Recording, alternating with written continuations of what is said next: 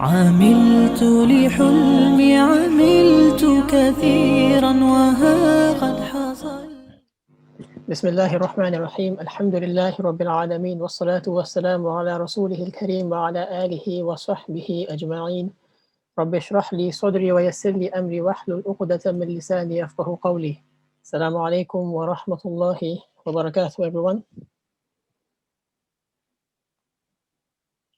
I hope you're all well and all keeping safe. I would like to welcome you all to this amazing event that the numerous ISOCs have joined hands on to facilitate for all of us. I ask Allah subhanahu wa ta'ala to accept all of their efforts and allow this event to be a success.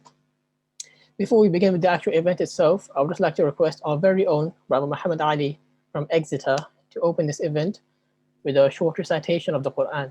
And as he's reciting, don't just listen with your ears, but listen with your heart. Be touched by the beauty of the Qur'an. أعوذ بالله من الشيطان الرجيم. بسم الله الرحمن الرحيم.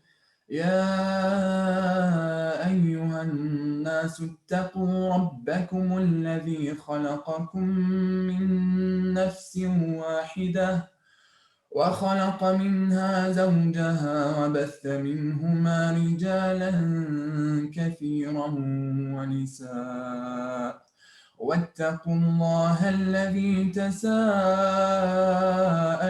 به والأرحام إن الله كان عليكم رقيبا. وآتوا اليتامى أموالهم ولا تتبدلوا الخبيث بالطيب ولا تأكلوا أموالهم إلى أموالكم إنه كان حوبا كبيرا. وإن خفتم ألا تقسطوا في اليتامى فانكحوا ما طاب لكم من النساء مثنى وثلاث ورباع فإن خفتم ألا تعدلوا فواحدة أو ما ملكت أيمانكم ذلك أدنى ألا تعولوا. وآتوا النساء صدقاتهن نحلة فإن طبن لكم عن شيء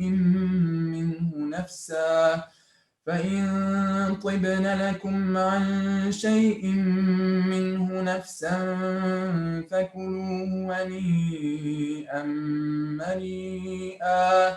ولا تؤتوا السفهاء أموالكم التي جعل الله لكم قياما وارزقوهم فيها واكسوهم وقولوا لهم قولا معروفا. وابتلوا اليتامى حتى إذا بلغوا النكاح فإن آنستم منهم رشدا فادفعوا إليهم أموالهم ولا تأكلوها إسرافا وبدارا أن يكبروا. ومن كان غنيا فليستعفف ومن كان فقيرا فليأكل بالمعروف. فإذا دفعتم إليهم أموالهم فأشهدوا عليهم وكفى بالله حسيبا. للرجال نصيب مما ترك الوالدان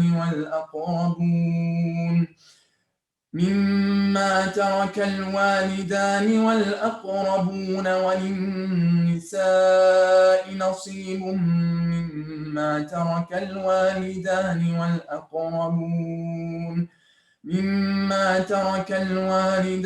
والأقربون مما قل منه أو كثر نصيبا مفروضا.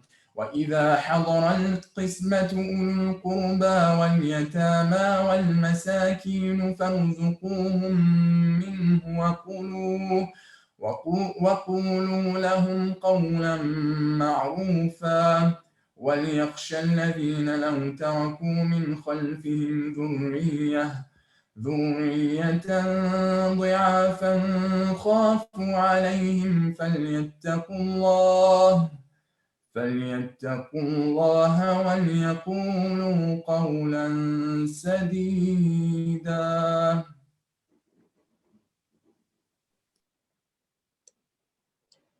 Jazakallah khair, Brother Muhammad, for that beautiful presentation. I got a Tarawih wife from that. All of a sudden, I was just hit with Ramadan over there. Jazakallah khair, bro. May Allah subhanahu wa ta'ala bless you and preserve your beautiful voice and make it a source of goodness. To move on to what you're all really here for, our annual marriage seminar titled The Reality of Love. I don't need to tell you guys how big of an event it is or how much we all love for ISOC to host this event. Just look at the numbers. You've got over 100 people here already. Alhamdulillah. Just to run through the event quickly, we will have Ustadh Shabbir Hassan deliver a talk for the first part until approximately around 7 p.m. And then we'll have approximately 20 to 30 minutes at the end for all your questions that you've got. The details of how you can submit those questions will be shared with you towards the end of the talk. So please share your questions until then and don't put them in the chat box right now because they won't be monitored, they'll be lost. Just to list out a few topics that are going to be covered today. Just from the top of my head, I think it's going to be something along the lines of the purpose of marriage, what to look for in a future husband of a wife, how to get to know someone, and once you know that person, how then should you get married, when should you get married, the realistic expectations of marriage, and much, much more. And during the talk itself, I would highly, highly recommend everyone to make notes and jot down any gems and important bits and bobs that you hear, and do share them with everyone else as well. In the chat box so that everyone can benefit. I don't want to take up too much of your time. I know you're all here for the marriage talk. You're not here to listen to me. Ustadh Shabbir will be joining us very, very shortly, within the next 60 seconds or so, hopefully. So whilst we're waiting for him to do that, let me just run through something with you guys quickly. Just to confirm, you guys can hear me, right? I don't want to just be speaking and just find out that no one can hear me. Or I'm going to waste the time. I can hear you. We can hear you. Jazakallah khair. I'm going to ask you all to get your phones out, please. For those of you that are already on your phone, just make sure you're on the home screen. And whilst we're waiting for Shabbir Hassan to join us, we'll just quickly do something. And once you've got your phones out, I'll do this with you guys. Can you all open Instagram, please? Can I just get a couple of yeses once you are on Instagram? Yes. Perfect. Now at the bottom left, you'll see a home button, and next to that, you will see a search icon. I want you all to click on that search icon. And then in the search box, search for Medwayisoc and make sure to follow us. Jazakallah khair. I've been told that Ustadh Shabbir is with us over here, and I'm going to hand it over to him. And for those of you that don't know him, Ustadh Shabbir Hassan is an Alimiya graduate from Ibrahim College. He's a spoken word poet. He's a TV presenter and a speaker, and you may have seen him quite a lot on Iman channel as well. He is also the founder of the Nikah Co, which is the UK's leading bespoke Nikah service provider. So if you do somehow manage to find someone by the end of this event, feel free to hit him up and sort your Nikahs out with him. But most popularly, he is known as the face and host of the amazing Ilmfeed podcast.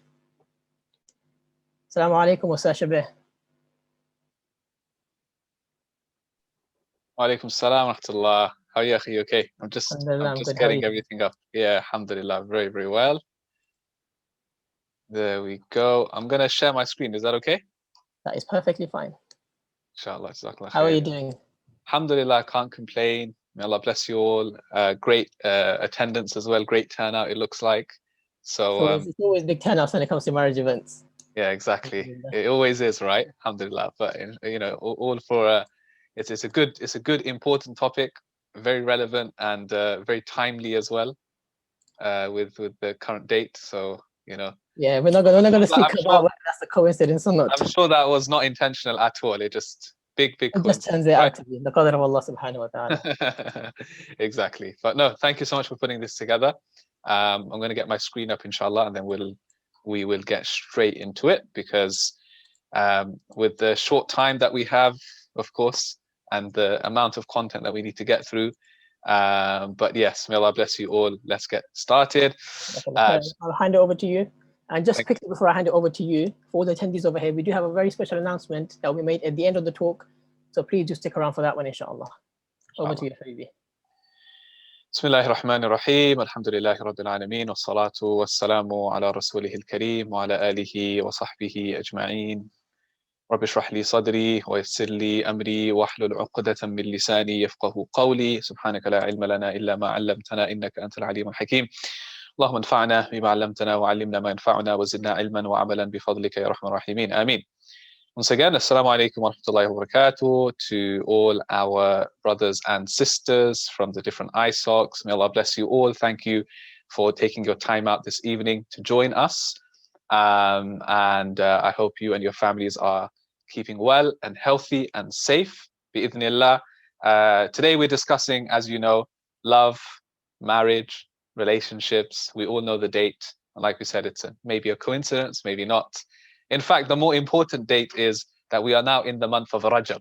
In the Islamic calendar, everyone, we are in the month of Rajab, which means that we are literally a couple of months away from the blessed month of Ramadan. So if you want to talk about dates and you want to talk about calendars, then we'll start with that, inshallah. But yes, so we're going to be talking about, of course, the concept of love, marriage, relationship, a bit of all of that in the short time that we have. And it's really important that we do. I think, if I'm not mistaken, the majority of you here are perhaps, not married or seeking marriage, looking to get married, or maybe just putting it off for some time. Most of you, I guess, are students. And maybe some of you here and there are already married, mashallah. May Allah bless you in your marriages. But I'm assuming, right, that I've got the right audience, which is those who are more interested in finding a bit about marriage itself and love and so on, right? So we will get into that. And look, one other thing that we're going to be doing is we will be, in fact, we'll start with it, but we're going to be in between. I like doing this, especially because we're now in this digital age. We're going to be analyzing a few tweets meaning, people who have shared things on Twitter. Right, so we'll analyze a few tweets here and there just to break it up a bit. I don't want to just be here lecturing you and talking to you. We'll keep it interactive. Any questions, comments, etc., keep them coming through the chat. And if I miss it, then I'm sure one of the brothers or the sisters, the organizers, will pick it up and they'll let me know, inshallah. Okay, so let's start with this one. Have a look at this. Have a look at this tweet. Right, you've got everyone around me can't be asked, right? Everyone around this guy is married. Everyone's talking, or everyone's either married or they're talking about marriage, and you're just there by yourself, just kind of like, yeah. So what do I do, right? I guess sometimes that's how we feel on social media, because you're on Twitter, you're on Instagram, mashallah. You see announcements being made.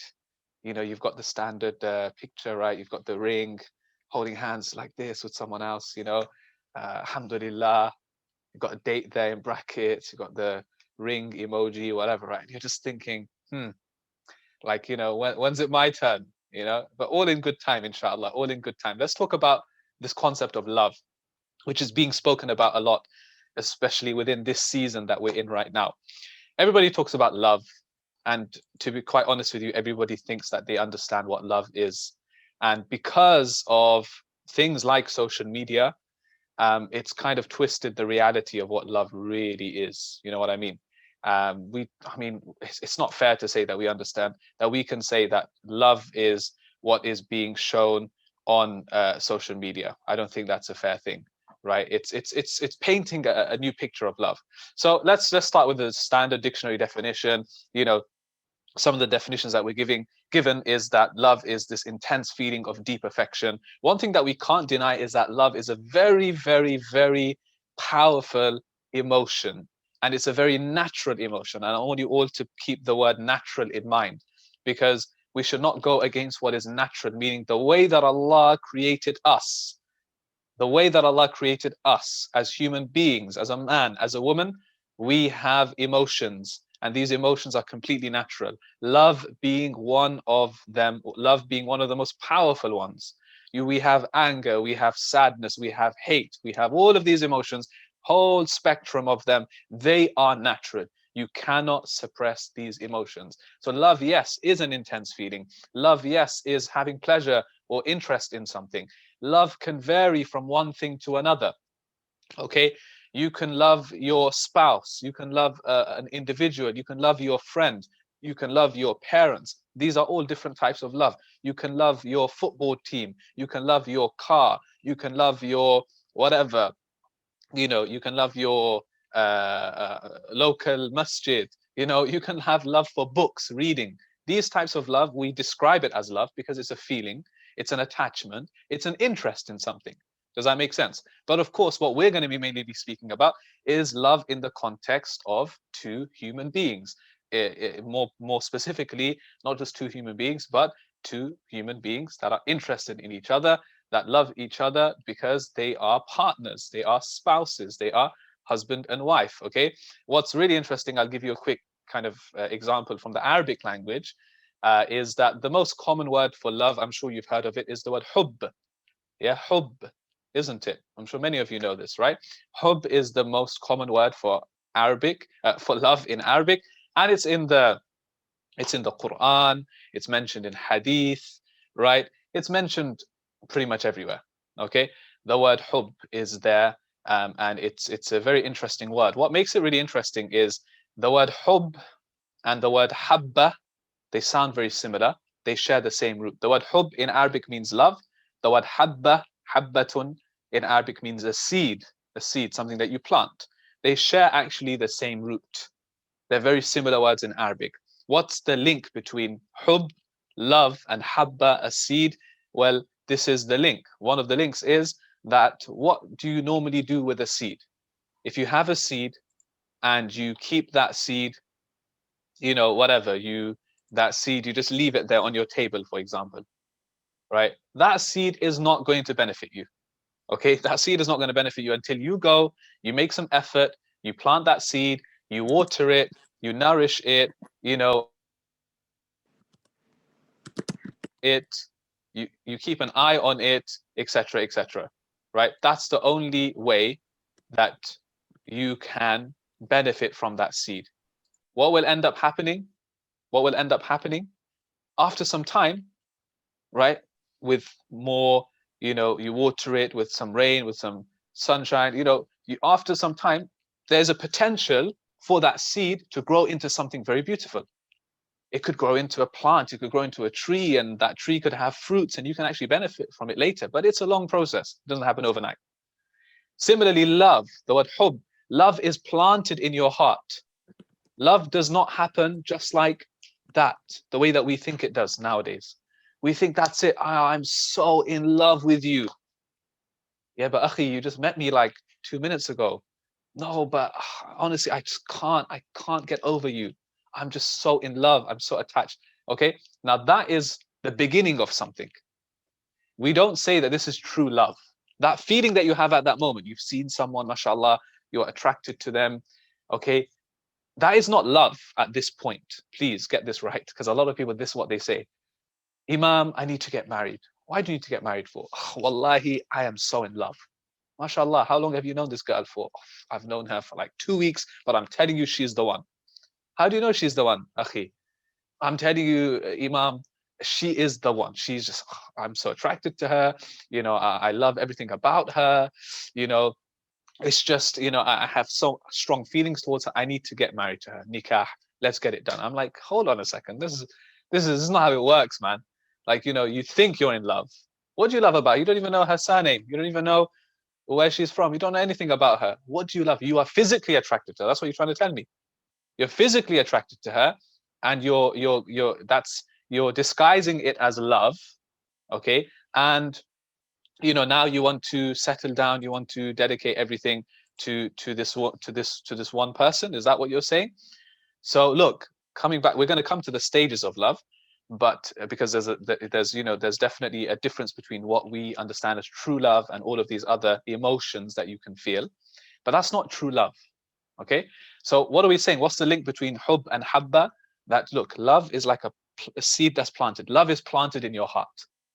Okay, now it has the potential to grow into something beautiful, or it has the potential to also rot away. Like plants, if you don't water it, if you don't look after it, it rots away, it withers away, and forget having fruits. It looks very bad by the end of it. You just need to root it out and just throw it in the bin. That's like love. Your love for something doesn't always mean it's a good thing, by the way. Your love can go to another extreme, where you're so attached to something, you're so reliant on something, you're so blinded by something, right, that you cannot see anything else, right? And you know, it becomes unhealthy. It becomes an obsession. Does that make sense? This type of love is also not good. It becomes an unhealthy obsession with something. First to blush. Does that make sense? Where something is taken, you know, where something is, how do we describe it? Where, you know, an unhealthy obsession is where something is where your heart becomes so latched onto something that it's almost as if, you know, that feeling like, you know, I can't live without this person. I can't live without this thing. I can't live with, you know, it's like, I'll give you a very, you know, I'm not comparing it to people, to your love for someone, but I'll give you a very basic example, right?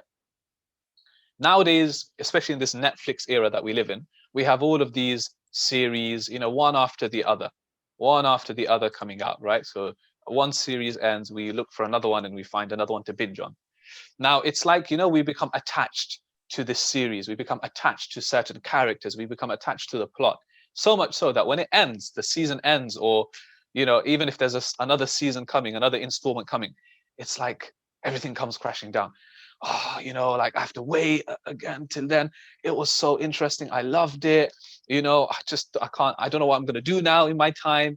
And that kind of feeling, you become attached. It's a very mild type of love, where it can form into an obsession. Some people, subhanAllah, they become obsessed with these things. They become obsessed with these characters. You know, they want to have posters up of these people. They idolize them. They talk about it. They create fan accounts about it. It can become an obsession, just like with football, with a lot of guys. You know, football becomes an obsession. If you're moderate, okay, you watch some games, you keep up to date with the scores, etc. That's okay. When you become obsessive about it, it affects your mood.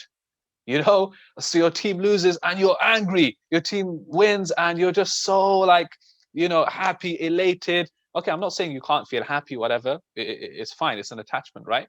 But, you know, it affects you so much. You start getting angry. You start cursing others. You start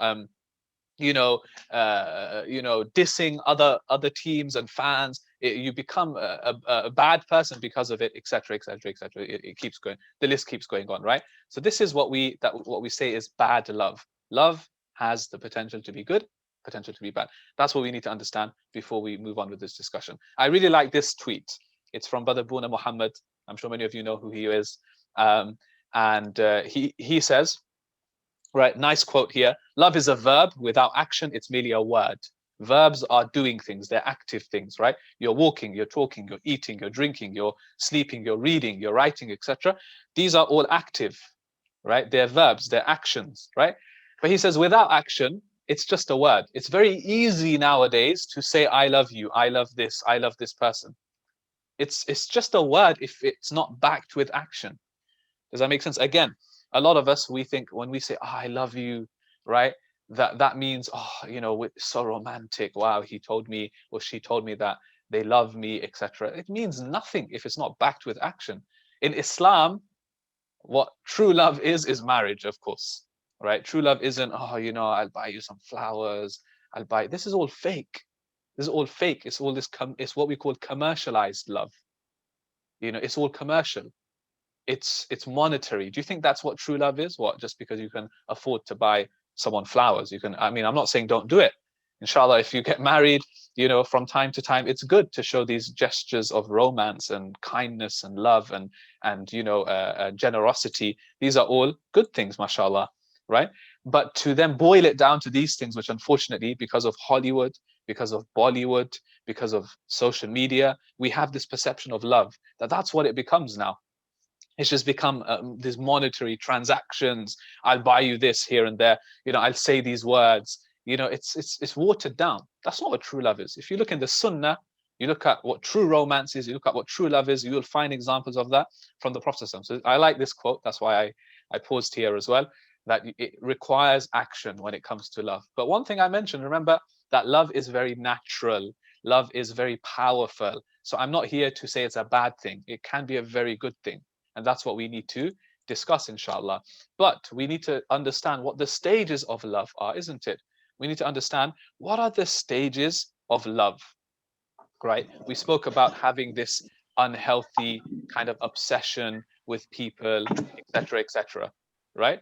So, you know, our Prophet ﷺ actually told us in this famous hadith, right? It's reported in Abu Dawood. He says, حُبُّكَ الشَّيْء يُعْمِي وَيُصِمْ. Your love for a thing can actually make you blind and deaf. Not, of course, he's not talking about it literally, physically here, that you become blind or deaf, but it's another implied meaning that comes out of this. When you love something, it can actually make you blind and deaf. What's an example of that? Let's use the example of two human beings that connect with each other. And you know, you're attracted or you feel love towards this person, fine, no problem. Okay, what's next then? But because you've let that love or whatever that feeling is cloud everything else, your judgments and so on, right? You're so adamant you want to marry this person, there might be red flags and you ignore those red flags. People are actually telling you, you sought advice from people and they're actually telling you, you know, this person actually may not be the best, most compatible person for you. This person has XYZ qualities. Everybody has negative traits, but you can't see those because you're so blindly in love. We even say it, right? Love is blind. We have this saying in English as well. You're so blindly in love. You're so mad in love. Mad, blind, these aren't good words, right? In this context. Don't think it's a good thing. Oh, I'm so madly in love with you. That's not a good thing. That's especially at this early stage where you haven't even got to know that person. You're not even serious about marrying them and you're already madly in love with them. Our Prophet already told us this. You can become blind. You can't even see that person's negative traits. You become deaf, like you fall on deaf ears. You don't even listen to other people's opinions now. People are telling you, they're trying to show you, and then what happens? You rush into something, you get married, and then unfortunately down the line you realize that's when your mind opens up. That's when your eyes open up, and then you're like, oh, you know what? This might not work out. You know, I didn't think about this beforehand. You know, I should have taken this into consideration. I should have factored that in. I should have taken that person's opinion.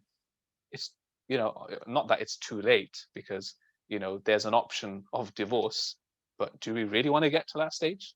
And again, I'm sorry to make this a negative thing. It wasn't supposed to be, right? It's not supposed to be a negative thing. It doesn't always happen. But I'm saying that this is what happens if you don't factor everything in. It can happen, right? So we shouldn't let love, you know, make us get to this stage, right? So, you know, this is where we talk about things like infatuation. We talk about attachment. We talk about you know, lust, desirous love. You know, we call these things desirous love. We call these things lust, where really you're attracted to someone physically, right? You are physically attracted to that person. And this is also, like I said, it's natural, by the way. It's natural to be physically. We as human beings, we've been created in such a way that when we see something beautiful, when we see something adorned, when we see something which it looks good, we are attracted to it. Why not? Right? You know, that's not a bad thing per se. Does that make sense? We can have attractions to certain things. So if we see, for example, you know, it can happen with anything. You're shopping online or you're in a shopping mall and you see something on display. It's a really beautiful jacket, really beautiful pair of shoes. What happens straight away? Something sparks within you. And it makes you want to walk into that shop. It makes you want to buy that item. It makes you want to, sometimes it can make you, you know, quite obsessive about that thing, right? This is what can happen sometimes, right? So what can happen is the following, right? And this is actually why the scholars, the ulama, they say something, right? This is mentioned in a lot of tafsir books, right? By the way, I think there's an option to basically not let anyone unmute themselves. I think we should just do that for the next, until the Q&A, inshallah. So if we can, if admin can do that, just basically mute everyone, don't let anybody unmute themselves. Khalas, we'll do that, inshallah, yeah? So yes, basically, when the scholars, the ulama, they say that the eyes, they are scouts for the heart. I want you to understand this. The eyes are scouts for the heart. What does a scout do? A scout goes and receives a message, sends a message, right? The eyes are scouts for the heart. When your eyes see something that pleases you, appeals to you, it will naturally, and this is proven even scientifically, it sends signals to your heart. Now, what does that do? Your heart desires that thing, right? So when you're shopping and you're walking past a shop, you're walking past Top Man or Zara, whatever it is, and you see that thing on display, with your eyes, you see it. The more you look at that thing, the more attraction you feel towards it. The more signals are being sent to your heart, the more your heart desires that thing. Now, even if you have £90 in your bank account, and that item of clothing costs £80, and literally people are telling you don't buy it, you're gonna, what are you gonna do, how are you gonna survive on £10 until your next payday, and you're like, you know what, no, I need to buy it. This jacket is amazing. You might not even need it, you desire it though, but you have other jackets at home. And no, I have to buy this one. Even if you need a jacket, do you need to spend that much money on it? Could you not just walk down a few doors and buy something a bit cheaper that will help you in the long run? No, you have to buy that jacket. Why? Because you're enticed by it. We as human beings, that's natural. You see an advert, you're not even that hungry, but you see an advert and it displays like a burger on the advert. It's like a Burger King advert or something like that, right? I'm just giving you an example. And you see it and now you're like, your mouth is watering, you're salivating. You're like, oh, I'm so hungry, man. I need to have a burger. What do? You go on Just Eat, the app's open and you're like, Uber Eats or something, and you're like, I need to order some food right now. You saw something, you liked what you saw, it sent signals to your heart. The eyes are scouts for the heart. Now, you apply this, of course, in a different context to when you see an attractive man, an attractive woman. What happens is naturally, okay, and I use the word naturally intentionally. I don't want you to take this the wrong way, right? Naturally, you will be attracted to this thing. If that person, and remember, we always say, right, beauty is in the eye of the beholder. You know, what's attractive to you may not necessarily be attractive to who? To someone else, right? May not necessarily, but whatever is beautiful to you, that person of the opposite gender is attractive in your eyes. Forget about anybody else. What naturally happens now? Your heart has received signals. Your heart has received signals that this is someone that's appealing to me. There's nothing wrong with that. Why do I say this for? Because it's natural. Like with any emotion, if you suppress too much an emotion, it will cause imbalances. Okay? If you suppress emotions, it causes imbalances. Imbalance is not good. For example, you are angry. You are angry, but I'm not talking about controlling your anger. That's something else. Controlling your anger, we should all be doing, but you always suppress it. You always bite your tongue, and you're always, you always take loads of abuse from someone else. What will happen over time? There will be an imbalance. Do you know why? Because you kept suppressing that anger. You never released that anger. I'm not saying release it on someone else, but you never found a way of releasing that anger. What's going to happen over time? One day you're going to flip, right? One day, as we say, that switch is just going to go off. And you might end up doing something crazy. You might start shouting. You might start getting physical with someone because you bottled those emotions in. If you feel sad, if you feel depressed, and you bottle those emotions for a long period of time, a day will come where you can no longer hold it in. You will burst out in tears, right? Or even worse. May Allah protect us all. This is what happens when you suppress. Now, if you suppress a basic desire such as love, right? You stop even acknowledging it. You're like, no, this is bad, it's filthy. It's not. How else do people get married? Our Prophet ﷺ said, "Lam tara lil mutahabbayn mithla nikah." There is nothing better for two people who love each other than nikah, than marriage. Okay? How else do people get married if they're not attracted to each other, if they don't feel love towards each other? Of course, there has to be some compatibility and chemistry beforehand, before you can get married to that person. You don't just get married, however, and just jump into a relationship. It doesn't work like that. Does that make sense? You cannot just, it's funny that some of you are saying arranged marriage, that's actually coming as well. I'll talk about that shortly. I've actually put a section in this about that. that, okay, that emotion, that feeling that you are feeling now can be tempered, it can be controlled. It could either go the other way or the other. Islam gave us the solution. It's amazing. Islam and the Sunnah teaches us Ghaddul Basar. What is Ghaddul Basar? Lowering or controlling the gaze. Lowering is a literal meaning. I don't really like the term lowering the gaze, because lowering, people take it too literally. Lowering means I look down. Yeah, lowering the gaze nowadays, it means I look down. Yeah, well, I don't like that. I don't like that translation. I'll tell you why. When you lower the gaze, okay, nowadays, may Allah protect us, you lower your gaze, you're looking at probably something else now. You might not be looking at their face, you're looking at something, another part of the body. If you're taking lowering literally, or you might not be looking at them, but you're still thinking about them. Does that make sense? You're still thinking about them. I would say controlling your gaze is a better translation. Even though ghadda in Arabic literally means to lower, yes, because part of it is looking away or lowering, but it's controlling your gaze now. You can control your gaze in a particular way, right? Islam gave you that solution. Do you know why? Because of all those examples I just gave you. If you keep looking at that girl, if you keep looking at that guy, what's going to happen?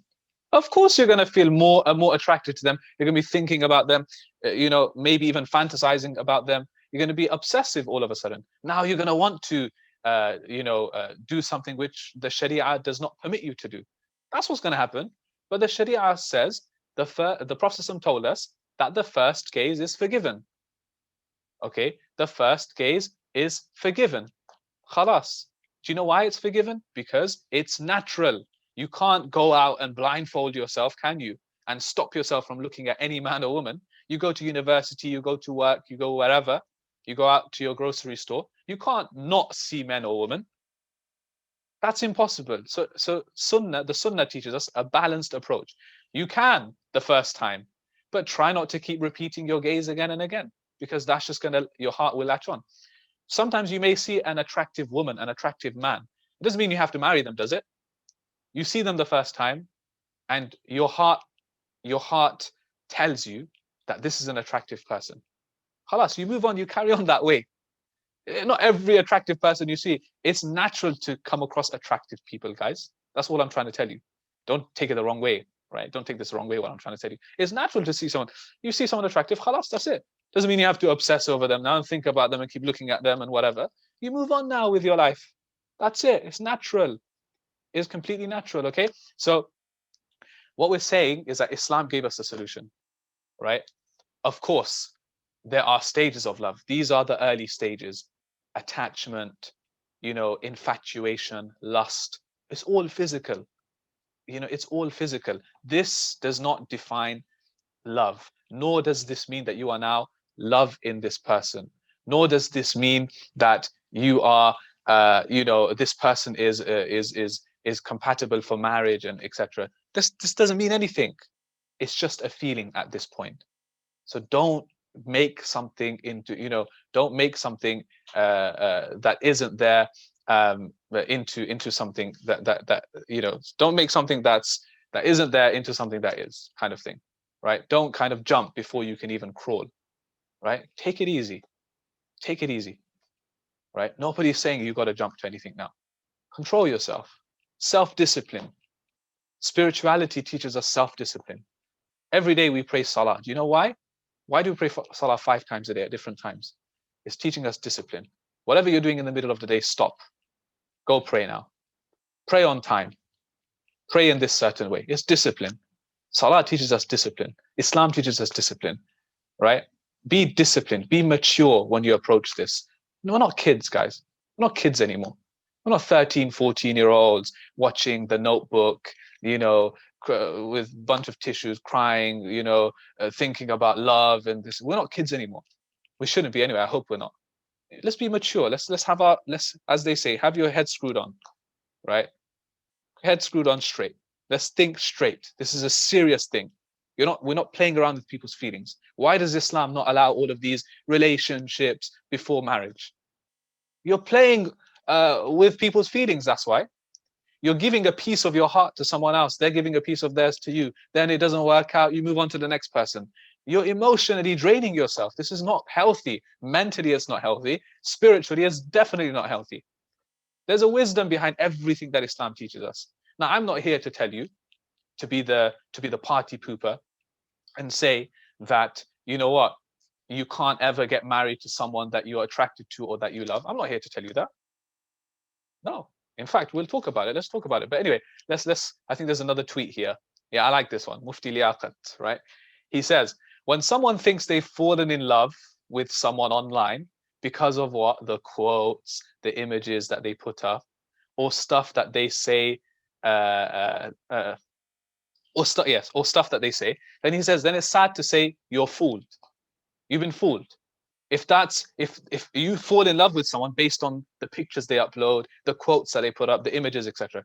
He says, unless you're going to, after marriage, watch each other upload things online, he says, then look what's beyond the screen.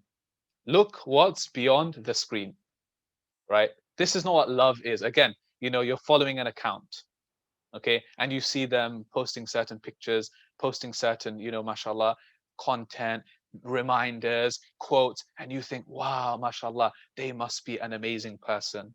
They must be so religious. Don't be fooled. Anybody could post anything. Anybody could post those things. You know what I mean?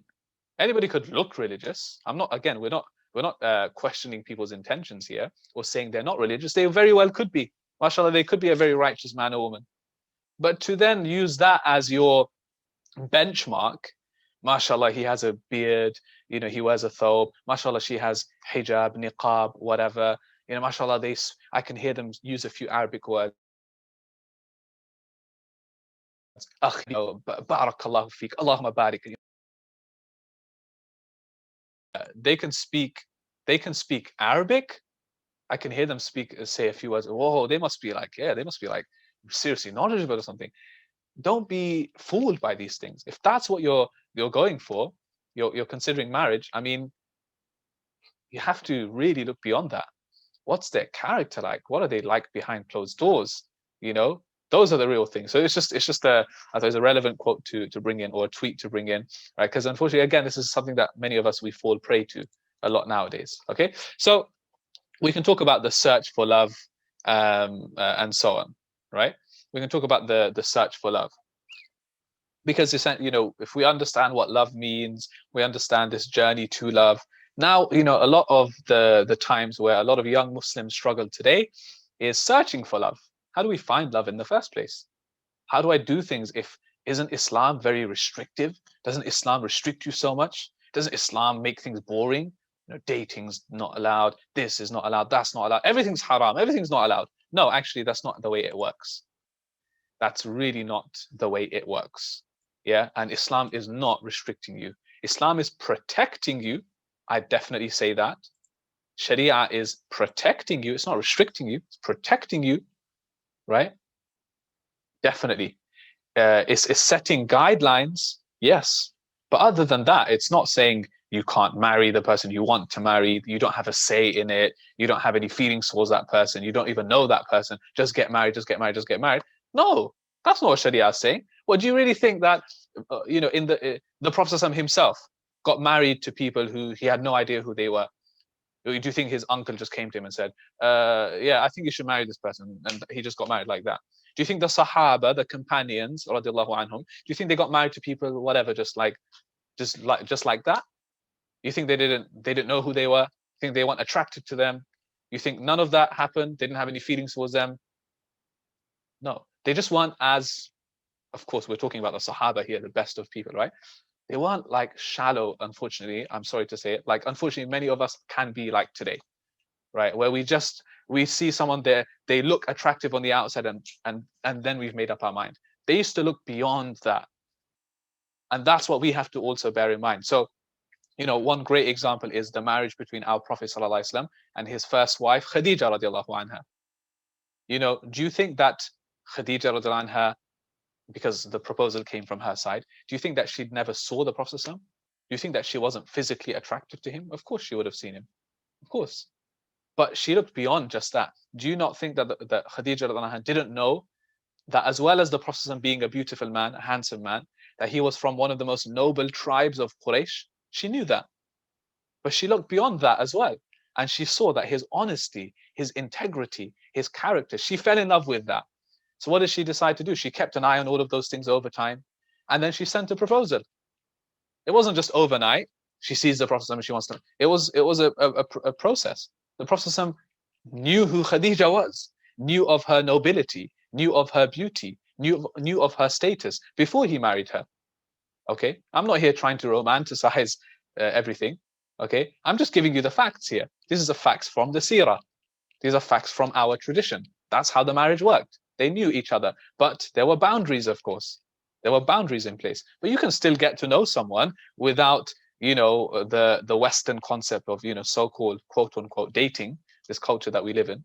You can trust me, you can get to know someone very well if you go about things the right way. And I think, again, this is where a lot of us mistake you know, this concept. You know, somebody mentioned, a few of you mentioned arranged marriage. You know, what is this whole concept of arranged marriage? You know, is arranged marriage a bad thing? What about love marriage? Is that haram now, etc.? But one thing I've mentioned before in the past is, you know, firstly, there was no concept of, there's no concept of love marriage or arranged marriage in Islam. It's a cultural thing. You got to understand that. There's no concept. There's just the concept of marriage in Islam. Okay, marriage, nikah. Okay, there's no concept of love marriage, arranged marriage, non-arranged marriage, this marriage. Of course, there's something called forced marriage. That's haram. Forced marriages are haram. Full stop, period. That's it, right? You cannot force someone into marrying someone else against their will with no consent. This marriage, we don't even consider this to be a valid nikah. Okay, you can't force anyone. So let's not even discuss forced marriages because it's just a waste of time. We know it's wrong. We know it's haram. Full stop. You know, love marriage, arranged marriage. I've mentioned this before that I don't even agree. I don't like these terms because when you say love marriage and arranged marriage, it makes it sound as if the people who go down the arranged marriage route aren't in love with each other, but only the people who go down the love marriage route have love for each other. That's why I don't like the term. Also, love marriage has a negative you know, connotations and perceptions today. It's as if, like, some people say, oh, if you went down the love marriage route, and I'm giving you these quote unquotes, right, because, you know, I don't agree with them, then that means you must have been doing some haram things behind the scenes, and then you just end up getting married. But if you go down the arranged marriage route, it must be very super halal. It's all a load of rubbish, to be honest with you. These are all cultural terms and, you know, labels that we're putting on things. Okay, what's the simplified version? Arranged marriage, I know for a fact, is when a marriage comes through family or recommendation. The families are involved from the get-go. Okay, and you know, those people, again, they get to know each other, you know, with involvement from family, etc. Okay, and then they get married because they decided they wanted to get married to each other. It's basically as simple as that. Nobody's forcing them, nobody's pressuring them. They get married because they want to, but they were fortunate enough to receive an introduction from who? People that they already knew. That's what is a cultural arranged marriage. What's a love marriage then? What do we consider to be a love marriage? Right? A love marriage is you know, something which you know, nowadays what we would say, okay, that love marriage is that two people met each other. It might not have been strictly through a recommendation or, you know, whatever, an introduction from some family member, but two people, they met each other, okay, and then they basically took it to their families, right? I don't see the difference between the two, because when we talk about two people meeting each other, we have to contextualize it. And inshallah, very shortly, as one of the last things we're going to go through is, you know, a real life story from the Qur'an that I'm going to give you about real marriage in the Qur'an, okay? To give you a real example. But for now, I'll keep things general and say that if two people come across each other, they meet each other, okay? However that was, okay? I'm not going to go into details here. People can do wrong things. I'm not talking about that. I'm talking about you came across someone at university, at you know, at your workplace, wherever, you know, came across them, you liked them, right? You were attracted to them, whatever you want to say about it. And what did you do? You didn't go up to them and take their number and start taking them. You just basically, whatever, naturally, organically, because this is naturally, organic is a very key term here. Keep things organic. It's not like you're not going out of your, it's organically that kind of thing grew. Like I said, you don't marry someone based on the first thing, right? I'll say something slightly borderline controversial. I've seen a lot of people, they have videos like this, right? Or reminders, etc. Which is, yeah, if you like a girl, go ask her for her dad's number. Yeah? This is what we're being told nowadays. If you like a girl, go ask her for her dad's number. I'll be honest with you. If I got a call on my phone from a random guy that said, "Assalamu alaikum, I got your number from your daughter. I'm interested in marrying her." I would be like, are you for real? Like, get out of my face. Who the hell do you think you are? I'm just being real with you guys. This whole thing of you like her, go and ask for her dad's number. What is this? This is most ridiculous thing I've ever heard about. I'm sorry if it's offending some of you. I'm just being real with you guys. It is very, very weird. Borderline, like stalkerish, like weird behavior. It's not normal, guys. You don't go up to a girl and say to her, "Can I have your dad's number?" Firstly, how long have you known this girl for? How long have you known this girl for? Does that make sense? You're telling me that you saw a girl and you decided to keep things halal, you're going to ask for her dad's number, and you think that's the best way around it? You just saw this girl. My point is, and I mentioned this before as well, okay, if you've just seen a girl or a guy, whatever, it could go both ways, right? But usually it's the guys that do this, sorry to say, right? And you're attracted to her, whatever. We said that it's okay. It's natural. It's not a bad thing to feel attracted to a girl. Just go about your own business. Go about your own business if that happens. But you decide that you want to marry her based on that. That in and of itself is the biggest problem.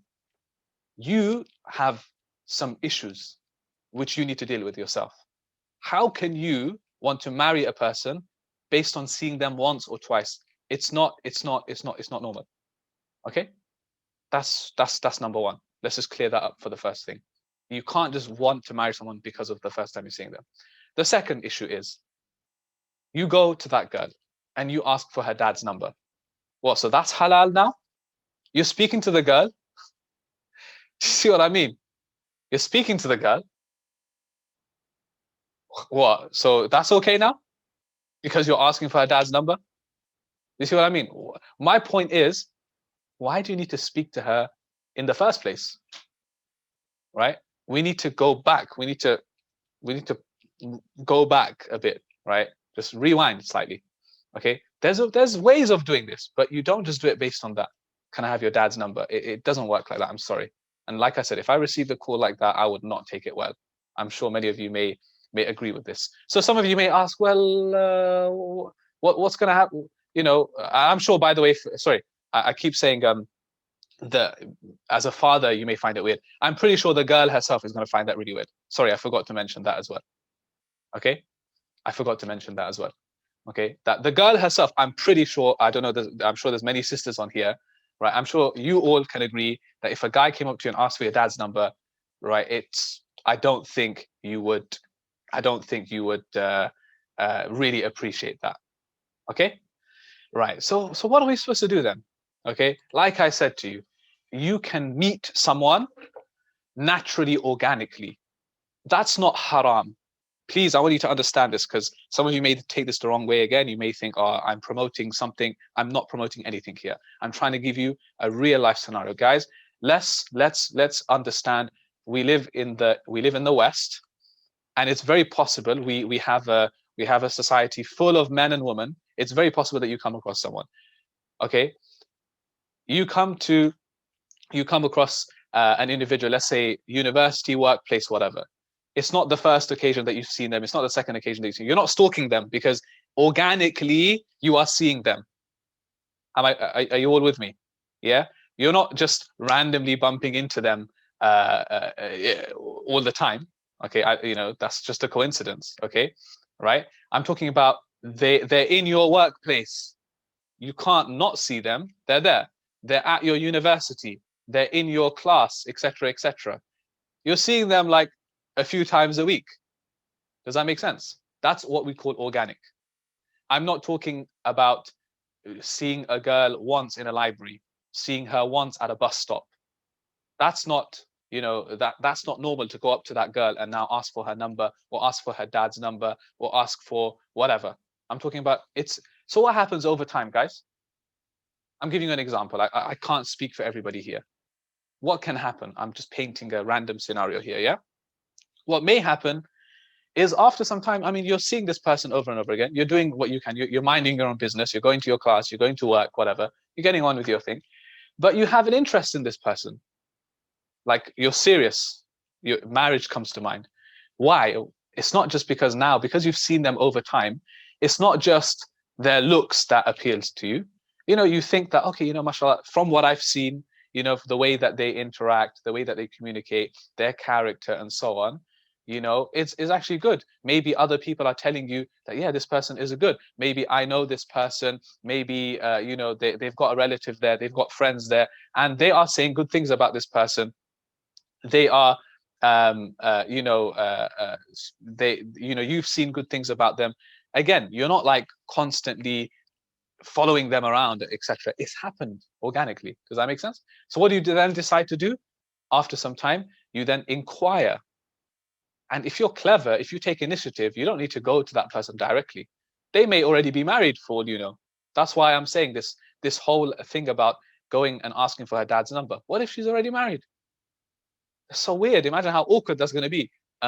Excuse me, I'm married. They might not have a ring on. You might say, yeah, but I would know though, because she has a ring on. Not every married couple wears rings, by the way. She could already be married. Imagine how awkward that's going to be. I won't give you my dad's number, but I'll give you my husband's number if you want to speak to him. And you're like, oh, sorry, ukhti, my sister, you sister zone her then, right? So look, that's not the way to go about it, right? But over time, then you realize, you ask someone, you go through a third party, and you find out, okay, this person is available. This person is available, right?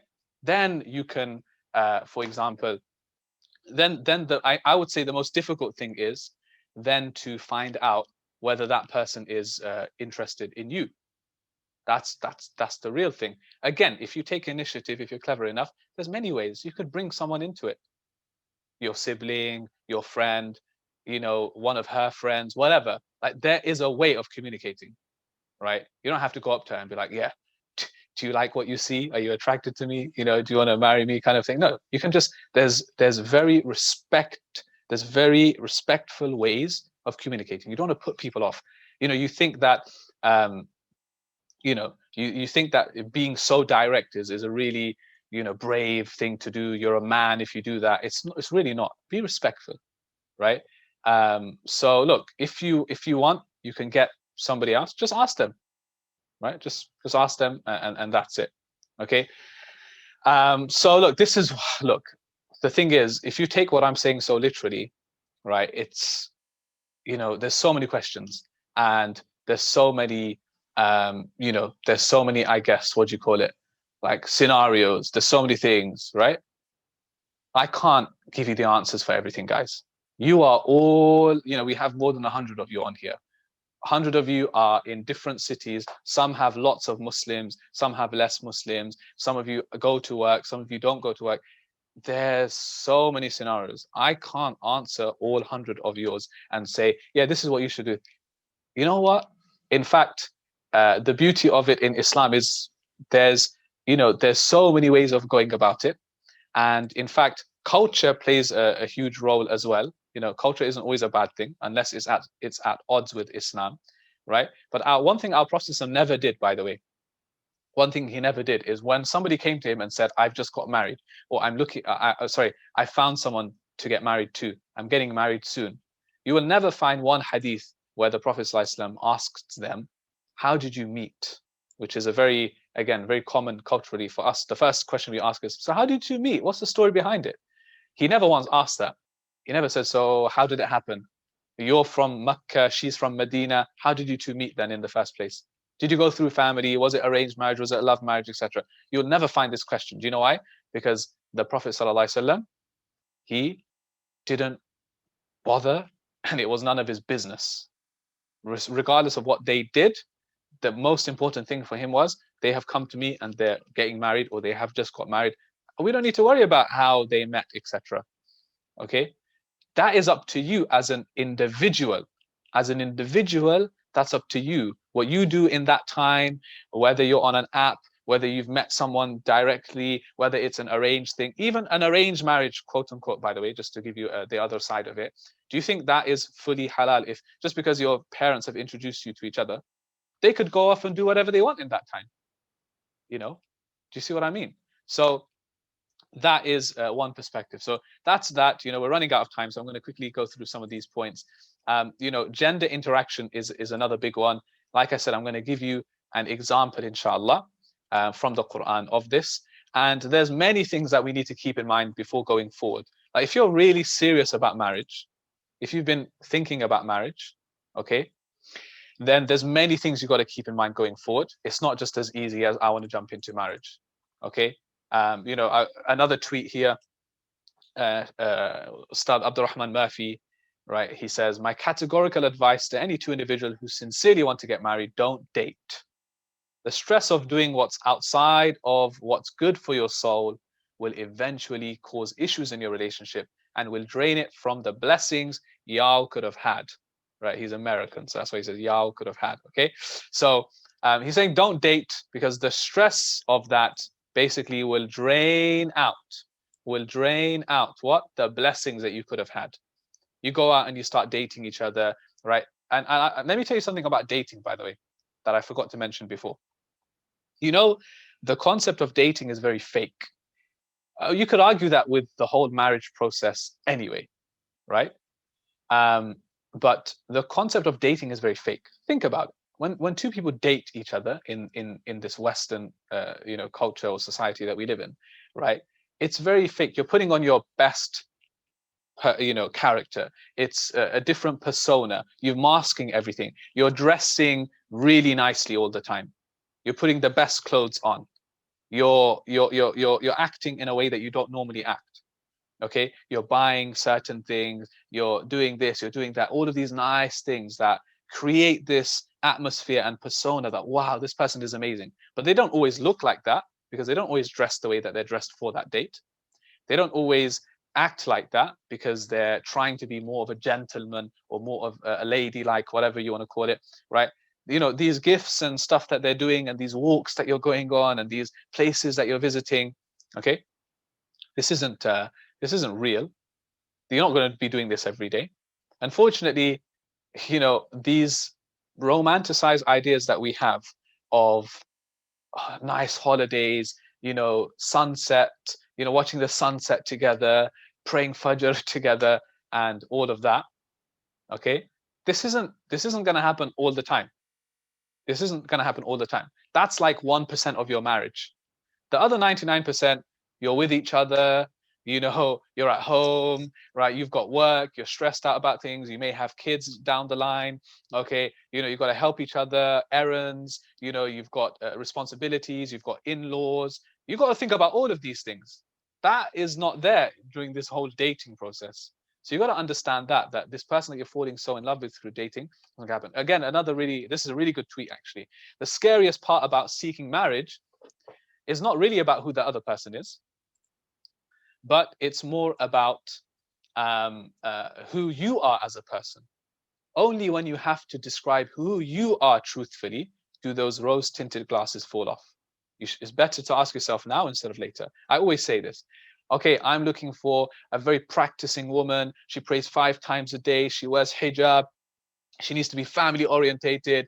She needs to have a decent this, that, aspiration, studying.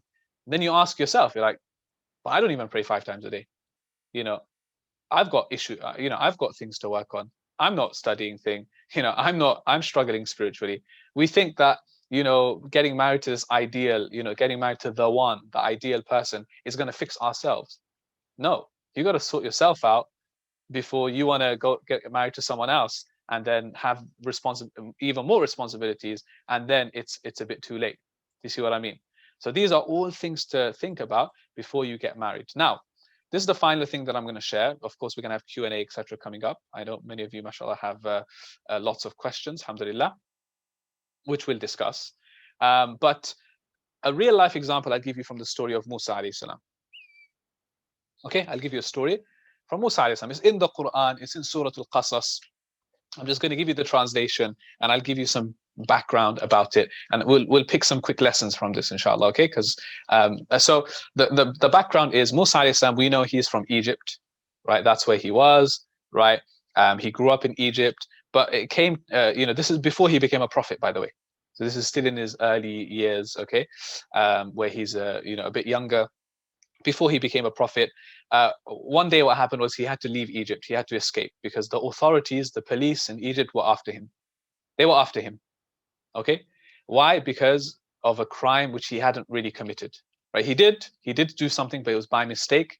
And instead of taking him to trial and actually, delivering justice, they just wanted to kill him. They were looking for an excuse to kill him. So he had to flee.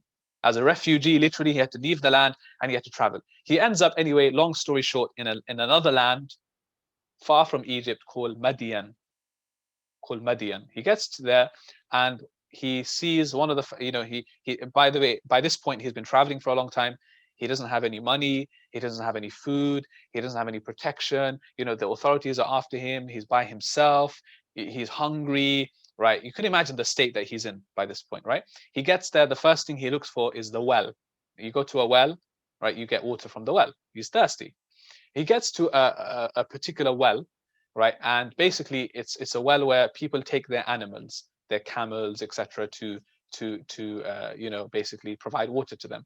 And he sees there's a queue, there's loads of men there, and at the back there's just two women. The rest are all men, right? He sees the two women there and they're just waiting. The men are like, not giving them any room, not usually you allow them to get some water first. And then now they're just like being very inconsiderate. So this is the background of the story. Okay. So now let's look at these. So what does Musa alayhi salam do? He goes and he actually speaks to the woman as well. He says, what's wrong? Like, why are you guys here for? There's loads of like men here. This is a very difficult job, right? Like, how come you guys are here? Right? So what is he doing? He's communicating with two women, right? This is Musa alayhi salam. And this is when they said, just before this verse, they said, oh, Abuna Shaykhun Kabir. Our father, he's a really old man. That tells Musa alayhi salam everything he needs to know. Yeah? Their father's an old man. They don't have anybody else to do it for them. They need to get this job done. So the women are out. They need to get this job done. And unfortunately, they live in such a community where the men aren't very good men. Right? So Musa alayhi salam said, you know what? I'll deal with this. He's a strong man, mashallah. He goes, he lifts the lid from the well himself, right? He gets the water and he goes and provides water for them. Imagine he gets the bucket of water and gives it to them. And they were like, wow, we've been waiting for ages and we were going to wait for a long time. And this guy just comes out of nowhere and gives us water. So Musa alayhi salam, like the verse says, he watered their flocks for them and then he withdrew into the shade. That's it.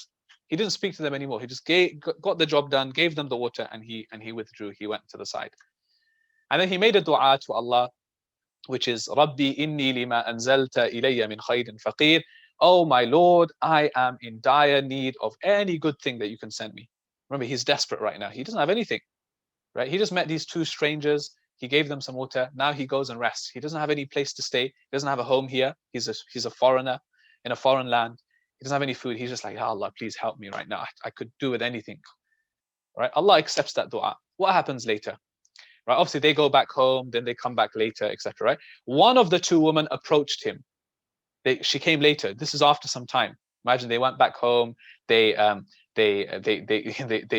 the water. Their dad must have asked them, how did you get back so quick? Normally you take ages every day when you go out. They must have told him the story. Right? Oh, this man came. He helped us, a stranger. We've never seen him here before, right? He's definitely not from our town. And, this is why. So the dad was like, oh, wow, mashallah, like this sounds like a good man.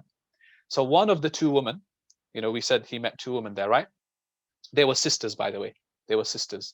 So one of the two women approached him, walking shyly.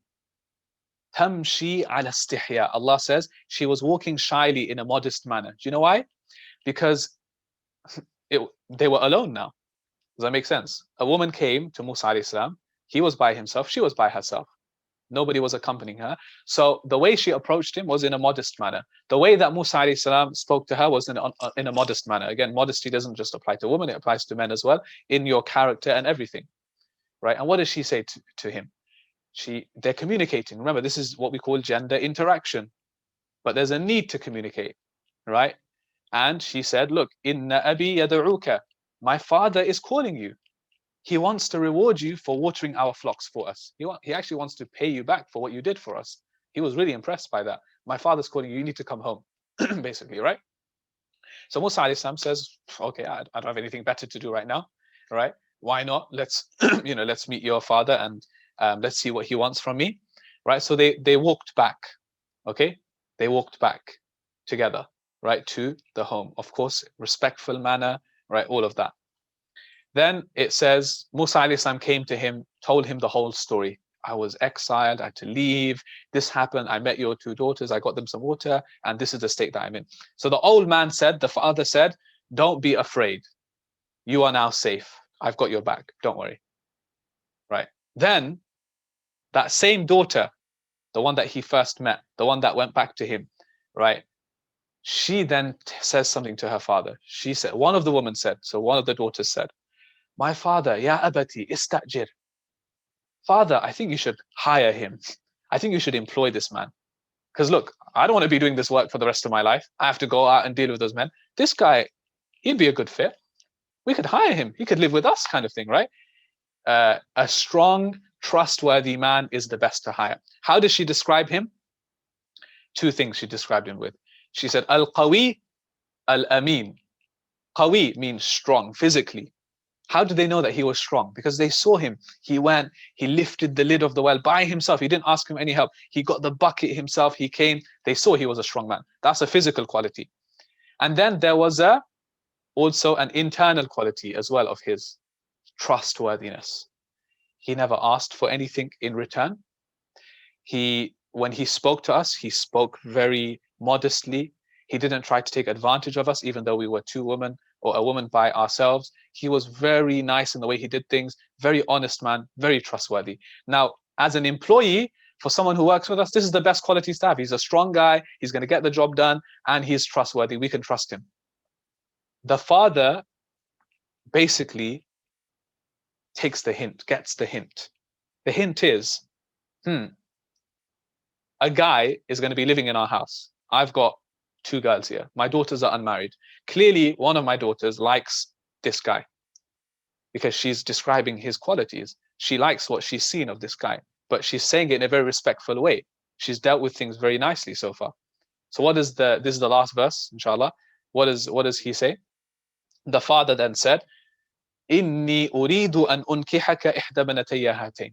I would like to marry you to one of my daughters, meaning he said it in a respectful way, but he was talking about that particular one that spoke.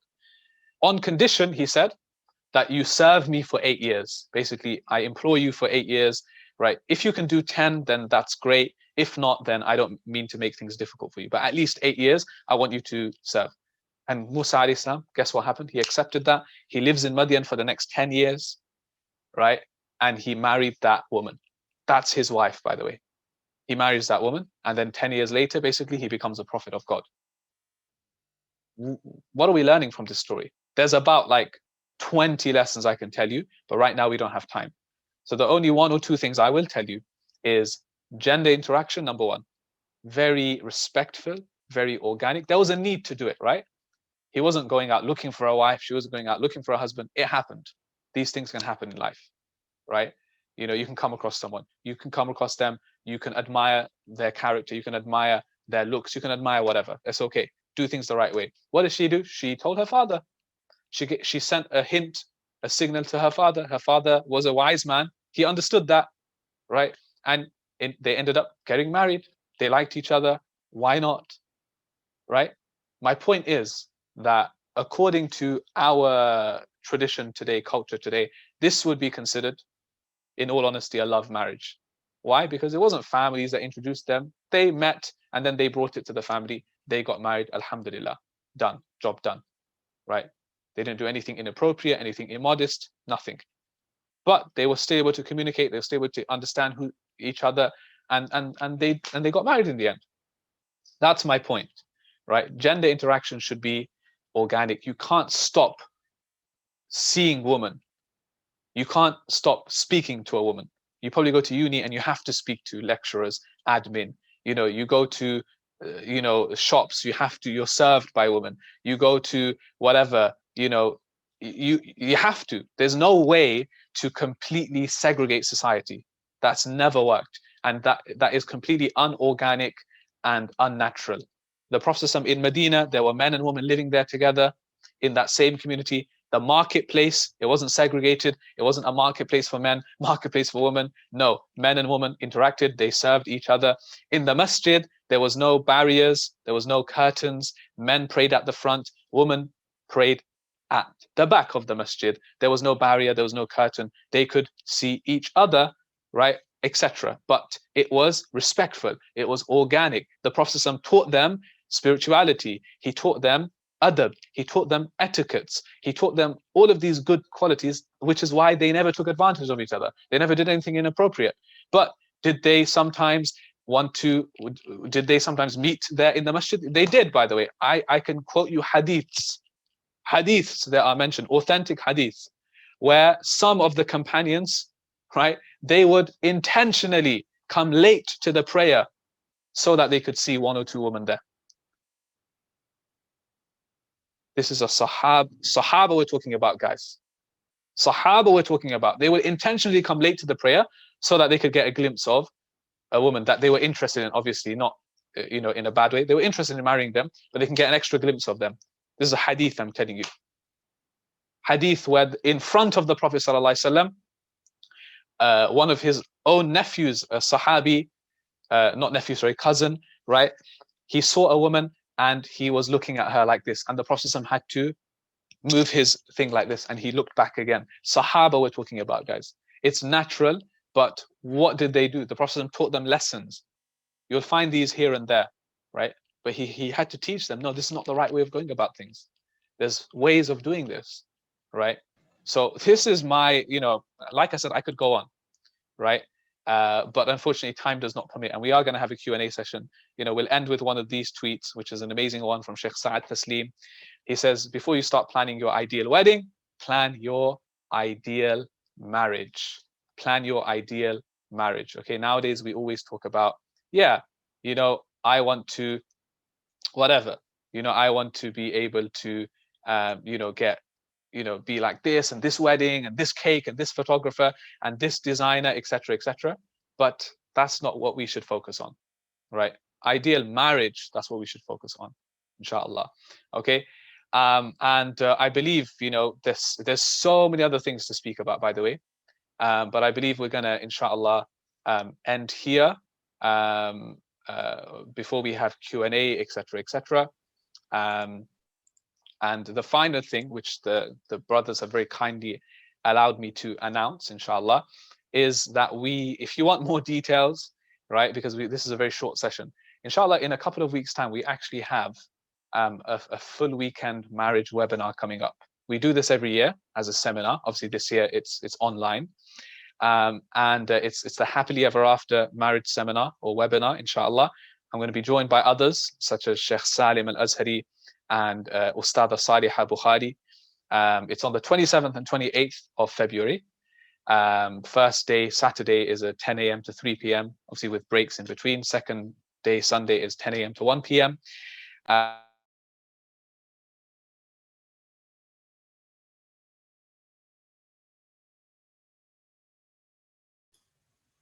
Ustadh, you're on mute.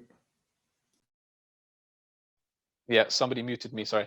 Yes, so as for the topics, we're going to be talking about things before marriage, during marriage, after marriage, right? So things like rules of engagement, gender interaction in detail, how to find a spouse in the 21st century, things like cultural barriers, sexuality, intimacy in marriage, maintaining marriages, what men and women should know about each other and the gender differences, roles of in-laws, and most importantly, like the prophetic principles of marriage. What can we learn from the marriages of the Prophet ﷺ?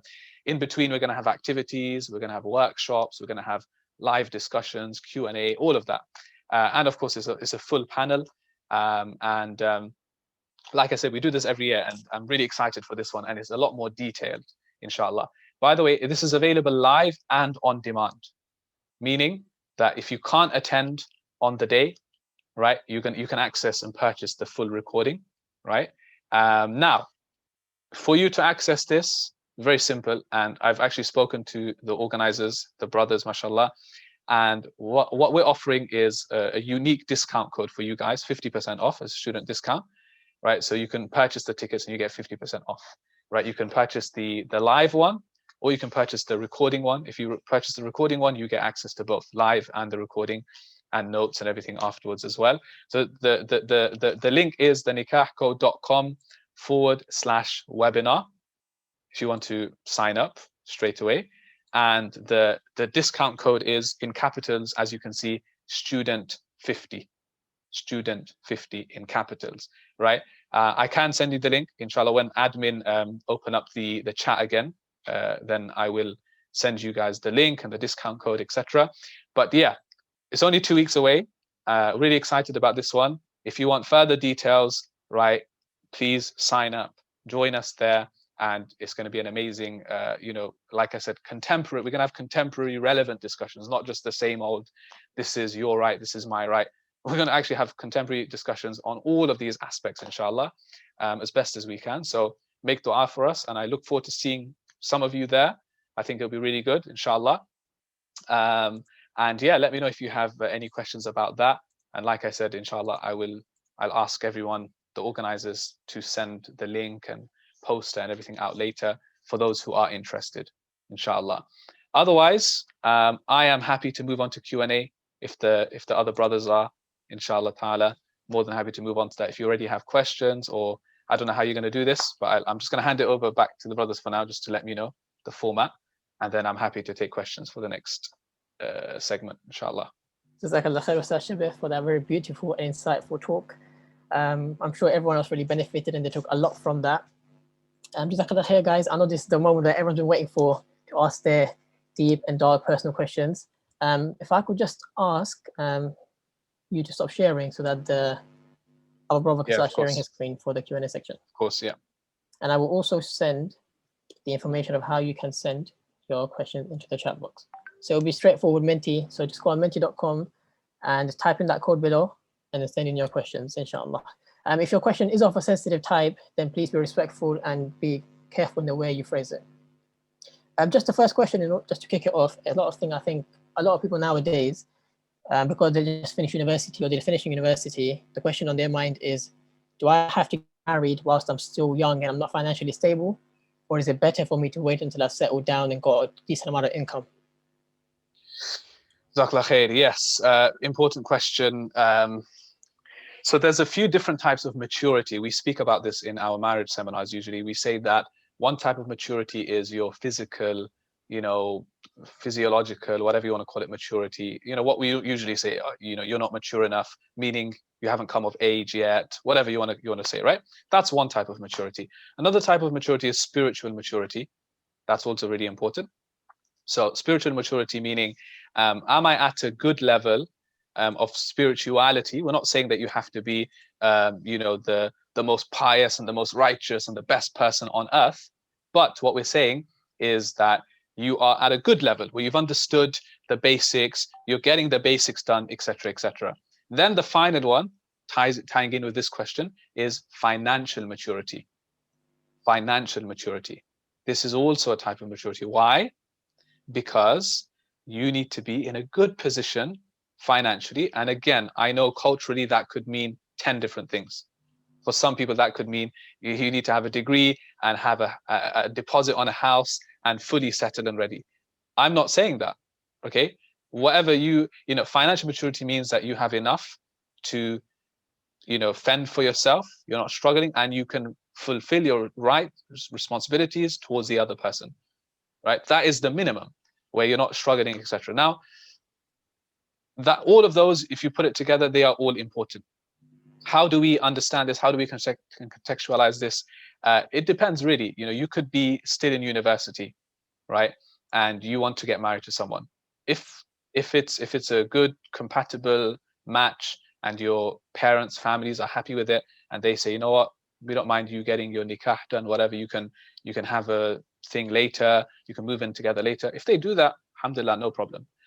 If they turn around and say, no, you know, I don't think you should get married, I think you're too young, I don't think you're stable, I don't think you can complain about that, to be honest with you.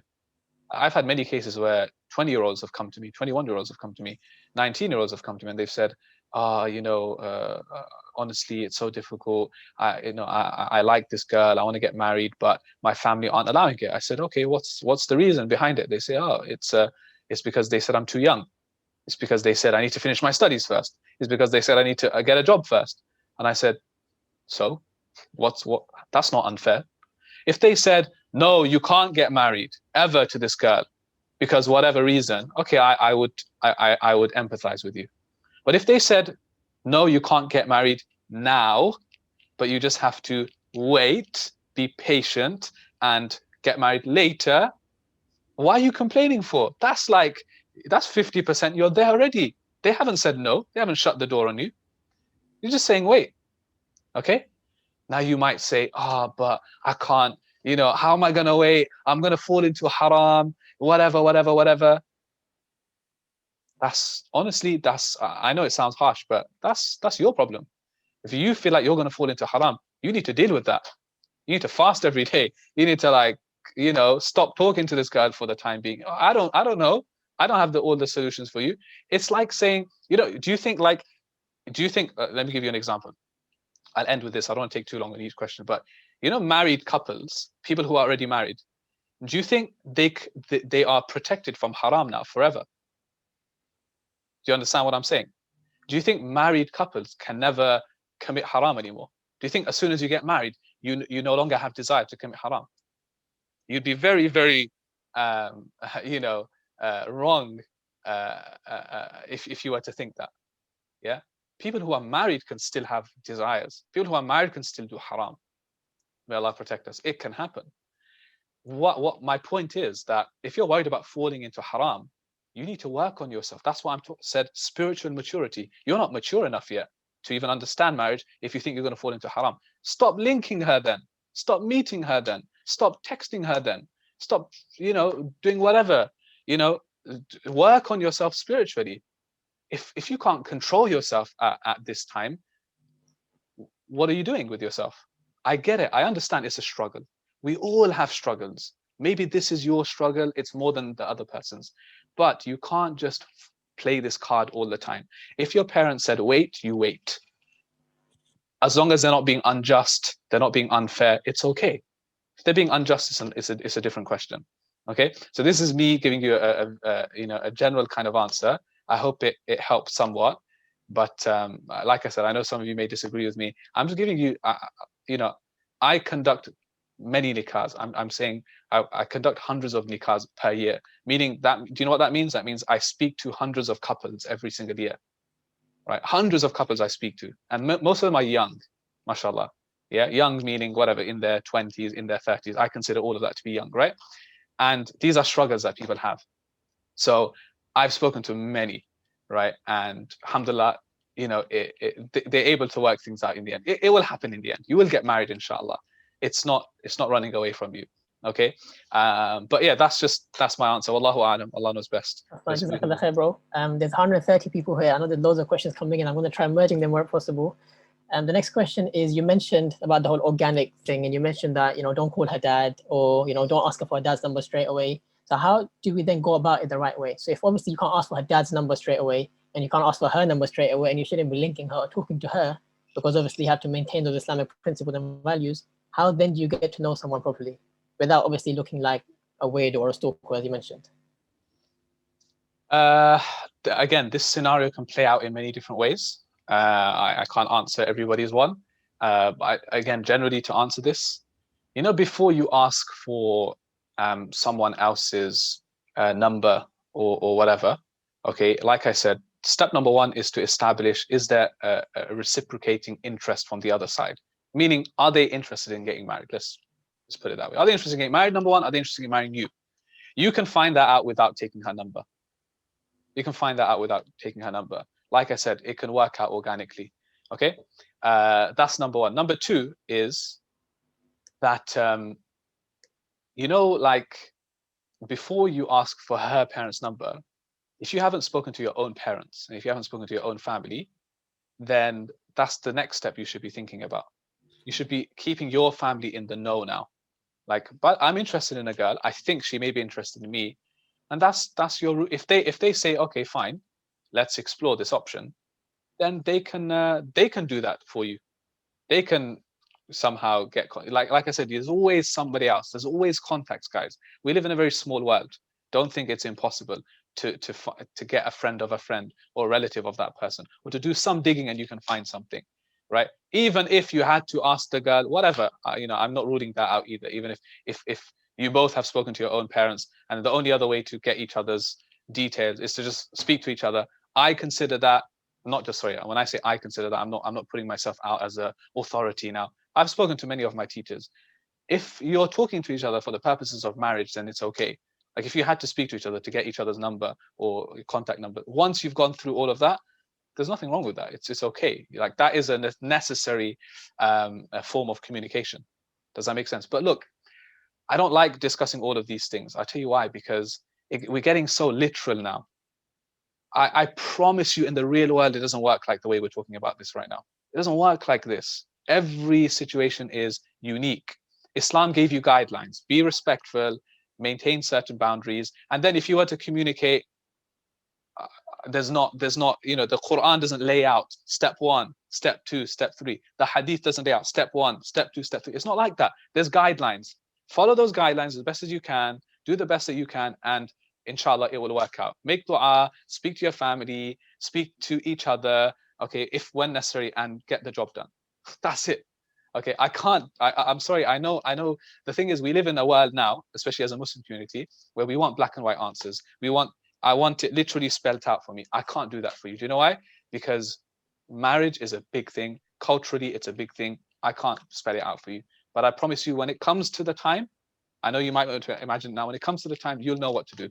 And you just gotta watch yourself. That's why taqwa. I'll end with this.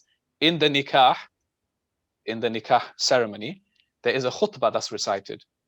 And the 3 verses that are recited in the khutbah, يا أيها الذين آمنوا اتقوا الله حق تقاته يا أيها الناس اتقوا ربكم يا أيها الذين آمنوا اتقوا الله وقولوا قولا سديدا. All of these 3 verses in the khutbah that the Prophet used to recite, sallallahu alaihi wasallam, is all about taqwa. It's all 3 verses mention taqwa, being conscious of God at all times. If you're conscious of God at all times, you're okay, inshallah. You're guarding and protecting yourself. So yeah, I'm sorry I can't give you the full. There is no correct answer to this. That's the short answer. No problem, Habibi. I think just to sort of pick on that a little bit more, based on the more questions that are coming in, you mentioned that obviously find out from her if she's interested or not. A, how do we do that without obviously crossing those boundaries? B, and you mentioned that are mutual people. Say you don't know any mutual people, and you just university, you've just seen someone, a brother, you've seen a sister walking around, and you just want to maybe like see if there's something there. How do we sort of approach this properly? I think it's maybe a bit repetitive to the previous question, but it's just what people are asking, because I think there's been a lot of don'ts and don'ts, but very limited in do's in terms of how you go about it. If there's no one to ask, just go and ask her. It's very simple. Ask your friend to ask her. Ask someone to ask her. Go and ask her. Khalas, this is job done. You may be like, that's haram though. Maybe it is. Maybe the way you do it is. Maybe, I don't know. You know what I mean? Like, this is why our Prophet never asked these questions. Islam there's not a single hadith that deals with what communication is before marriage. There is no time limit either. You're getting to know each other. Do you have to get married within 2 weeks, 5 months, 6 months, 1 year? There's no time frame. Islam didn't tell us this. General guidelines. If you need to speak to her, go and speak to her, Habibi. No problem. If that is the only way, go speak to her. Whatever is necessary. You know what I mean? Whatever is necessary. You need to speak to her, go speak to her. Khalas. I'm not saying go out on dates. I'm not saying go and start flirting with her. I'm saying whatever is necessary in that situation that you are in, you go. If you're unsure, All you have to do is ask someone. That's it. You know, right now everybody's asking, right? Because I don't know, 99% of you, I don't know you personally, and you are asking. I'm pretty sure 80% of the people who are asking, 90% aren't even in the situation. They're just curious. Okay. All I can say to you, when it comes to the time, if it's already the time now, contact me privately. Tell me your situation. I'll give you an answer based on your situation. If you don't want to contact me, contact your local imam, message someone on Facebook that you trust, a scholar, get in contact with them and tell them about your specific case. They'll give you the answer. It's very straightforward. But we can't just keep saying maybe this, maybe that, maybe that. Reach out to me personally. I'll tell you, inshallah, based on your situation, what's the best thing to do. Inshallah, that's it. Perfect. The next question is it permissible or okay to use matrimonial apps or websites? This is a very it's something still we have to understand. Matrimonial apps or websites is still a new thing. Yeah, it's still quite a new thing. So naturally, what's going to happen is there's going to be a lot of differences on this. Some of the scholars immediately off the cuff they will say no, it's not allowed. Right? Some would have researched into a few. You know, and the other unique thing about it is not every app is the same either. So you can't just give a blanket statement and say all marriage apps and things are haram, done. Nor can you say all of them are halal. Again, individual, case by case. You tell me which one, you know, we can look at it, right? Again, generally speaking, look, you know, my personal view is, again, after consulting with my teachers, if a person is serious about marriage and this is their avenue, again, don't just go on it and mess about and start, you know, dates and whatever. Are your family aware that you're looking to get married? Yes, my family are aware. Okay, have you tried other options? Yeah, of course I've tried other options. That's why I'm on this option now. Khalas, have a look. If your family are aware that you're on these sites or apps, and if the app, like I said, I don't know which app you're talking about. I'm just giving a general answer. Okay, if they're happy with that, and you maintain the same, whatever, you find someone that interests you and you bring it up with your family and you pursue that avenue, I personally, I don't see a problem with it. My problem is when people take advantage. My problem is when people go down the wrong route. My problem is when their parents don't even know they want to get married and they're on those apps for entertainment and pleasure. That's wrong. If the marriage, if we're talking in the context of marriage and you're serious, then for me, it's fairly straightforward. Go down the route. Unless the app itself, again, specifically you tell me there's XYZ problem with this app, then that's another issue. Yeah, so that's again me giving a general answer, inshallah. Beautiful. The next question is, a lot of our parents nowadays, or some of them perhaps, they are very sort of restricted in terms of, I only want my son or daughter to marry within our own culture. How do we sort of convince our parents to let us marry outside of our culture or even outside of our race? Okay, good question. Yeah, you know, alhamdulillah, one thing I'll tell you from the many nikahs that I conduct now, this is slowly changing. You know, people are a lot more open. You have the second, third generation now. I would say, you know, probably a majority of the ceremonies we conduct nowadays is interracial, intercultural. It's a beautiful thing to see. Bengalis marrying Pakistanis, Egyptians marrying Moroccans, you know, Somalis marrying Indians. You know, we've done all of those, right? Alhamdulillah, which is great. So I would say compare it to 10, 20 years ago, things have hugely improved. Is there still a lot of work to do in our communities? Absolutely, yes. Our parents, you can't blame them either. You know, some people, they go to an extreme. Oh, you're so backwards. What's wrong with you? Please understand, they've been living for 40, 50 years. They only know their culture. They were born in wherever, Bangladesh, you know, Somalia, whatever. They only know their culture. They came to this country. They kept within their own culture, right? They tried to hold on. They found other Bengalis, other Somalis, other Pakistanis. They tried to hold on to their culture as much as possible. Don't blame them and say, oh, you're so backwards. I get it. It's frustrating, right? But understand it from their point of view, number one.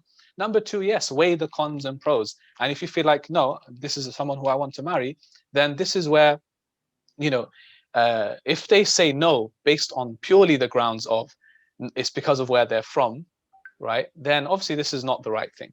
If it's based on their character and, you know, this reason, that reason, and also because they're from here, it doesn't help, then you can't really blame them. But if it comes down to, no, you know, this is a good person, they're compatible with you, etc. But I don't like the fact that they are from Pakistan and we're from Bangladesh. Forget Pakistan, Bangladesh, even within the same thing is like, they're from Bangladesh, but you know what? I don't like that village back home, right? This is like jahala, it's like ignorance, right? So what do? You keep trying, right?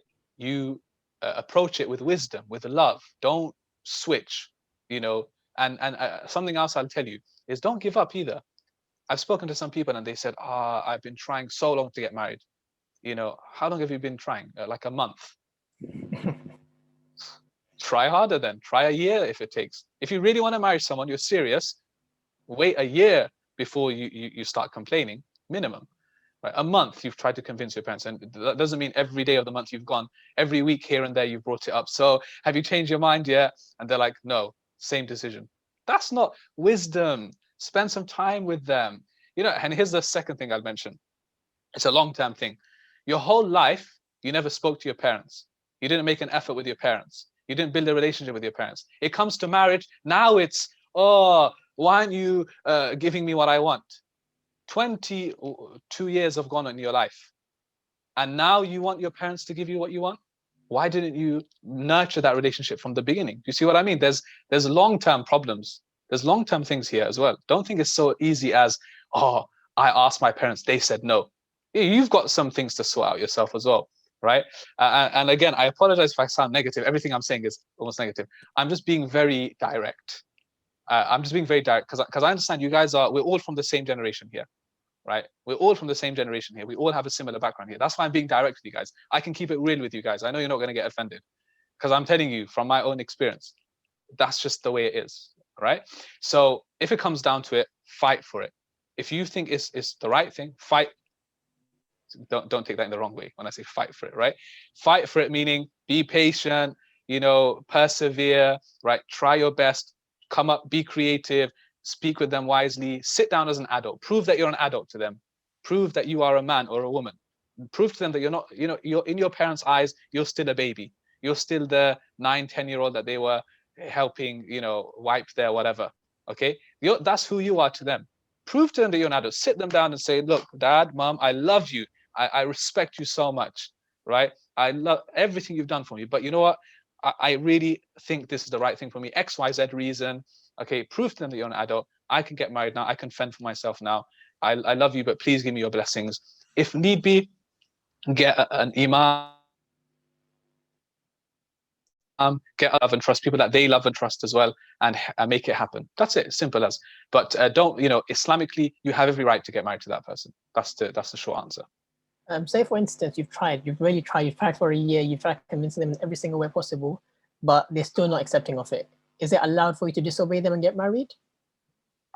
Obviously, I can't say yes to that because it's a very general statement. To disobey your parents and to go and do something, whatever, is a big statement to make. Nor can I say no either. Again, it's case by case. So please, for these type of questions, you need to reach out to a local scholar or imam.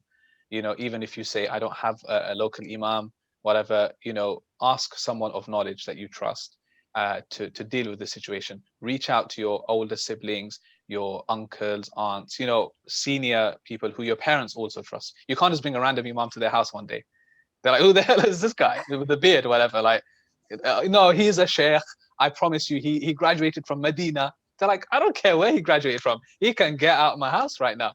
It has to be someone that they know as well, right? That they love and trust, a family member, someone to mediate. You don't just go and that's not option one. If it comes down to it, you know, again, depending on the situation, have there been cases where I myself have conducted a nikah of a couple with, you know, without even their, you know, one side, for example, their parents giving their full blessing? Yes, we have. But you know why?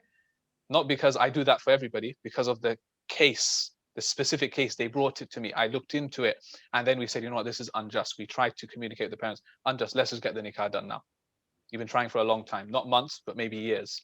Sometimes we've come across cases where people are in their 30s. They're not kids anymore. They're in their 30s and their parents are still saying no to them getting married. And it's like, you know, now you're just taking the mick. This guy's nearly in his mid-30s, right? He's not getting any younger. You know what? Let's get this nikah done.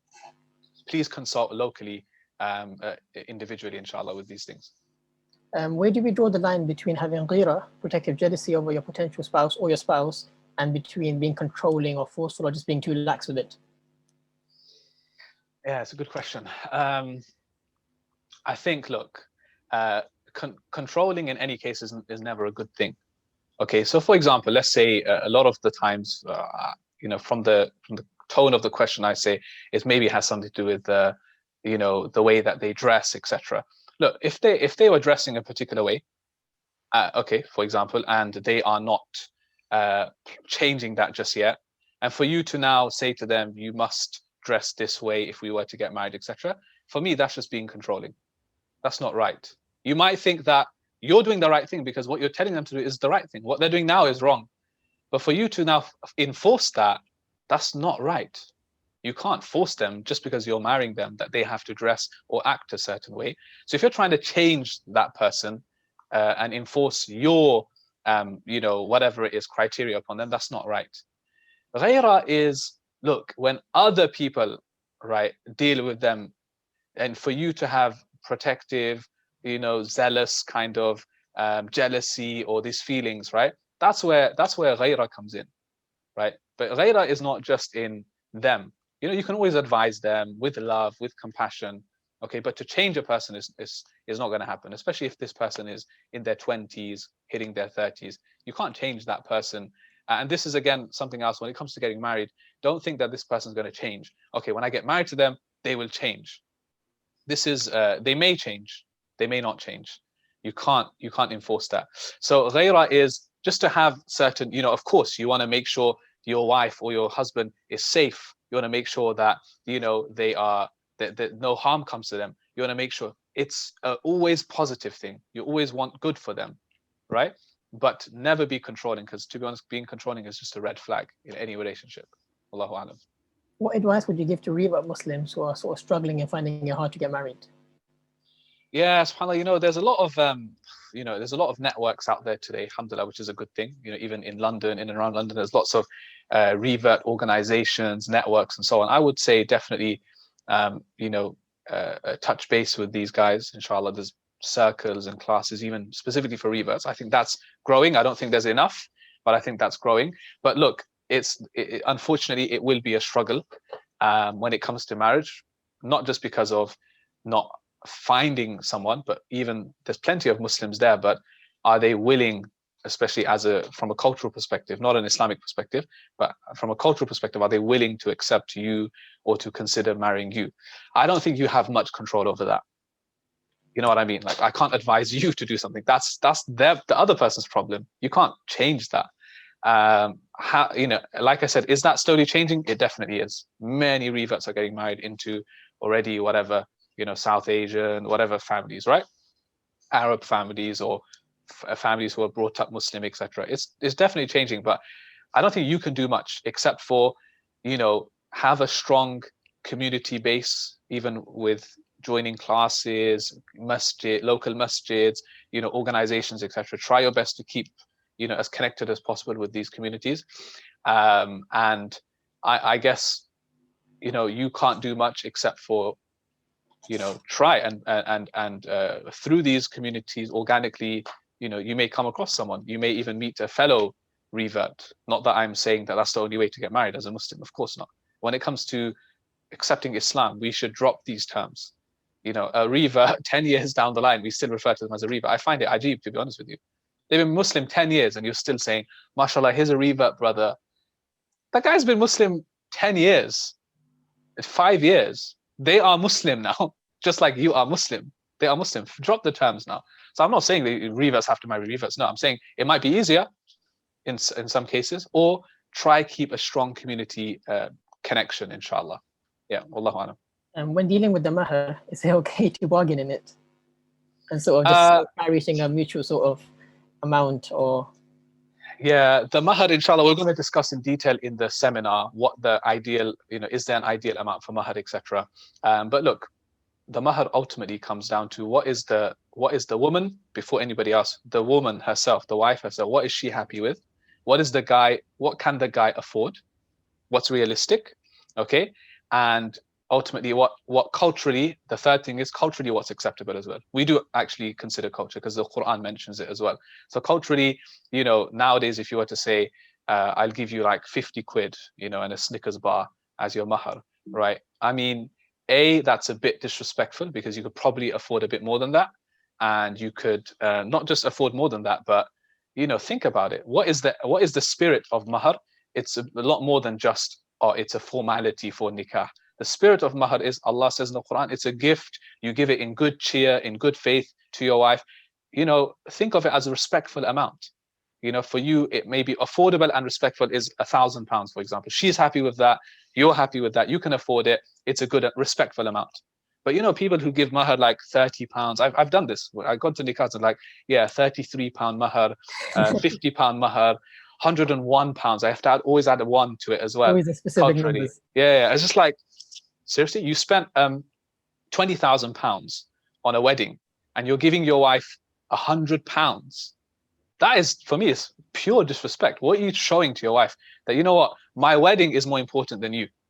It's not a bargain. It's not a game here. It's not like I'm cutting corners here, right? If you had a modest wedding and a modest Mahr, that makes sense. If you have an extravagant wedding and a completely peanuts Mahr, it doesn't make any sense to me whatsoever. So can you bargain? If the only case I can think of is if the other side, by the way, they have every right. The woman has every right, Islamically, on paper, she has every right to demand whatever she wants. That's her right. As a man, you either basically accept it or you say, I can't, and you move on to that's it. Literally, I'm being serious. In fiqh, she has every right to demand whatever she wants. Of course, that's the letter of the law. On her part, she should be a bit more understanding, look at the situation and so on. And then based on that, come to an agreement. So if the family are saying, no, you have to give this amount and you literally can't afford it, yeah, of course you can say, look, option number 1, I can't afford it. Please, can we meet in the middle here? Option number 2, there's another option if you do want to go to this, which is Mahr, which is immediate, and Mahr, which is deferred. Something else that a lot of people don't know about Mahr is you don't need to pay all of it up front. You can always pay something, and there is something called Mahr Mu'ajjal or Mahr Mu'akhar. It's a deferred, delayed amount. You can say, you know what, over 10 years, I will pay your Mahr. Over 1 year, by next year, I'll pay your full amount. It's like a phone contract then, debit cards. It's a contract. Nikah is a contract, literally. And you can agree that, not a problem. As long as the girl is happy with it, you're happy with it, Bismillah, anything's fine with Mahr. It's very flexible. With regards to the actual marriage itself and the wedding day or the nikah day, do they have to be segregated? Or is it recommended for it to be segregated? What's the ruling on that? There's ikhtilaf in this. There is difference in opinion in this. So it depends what madhab you follow, what your family background is, what scholars you follow.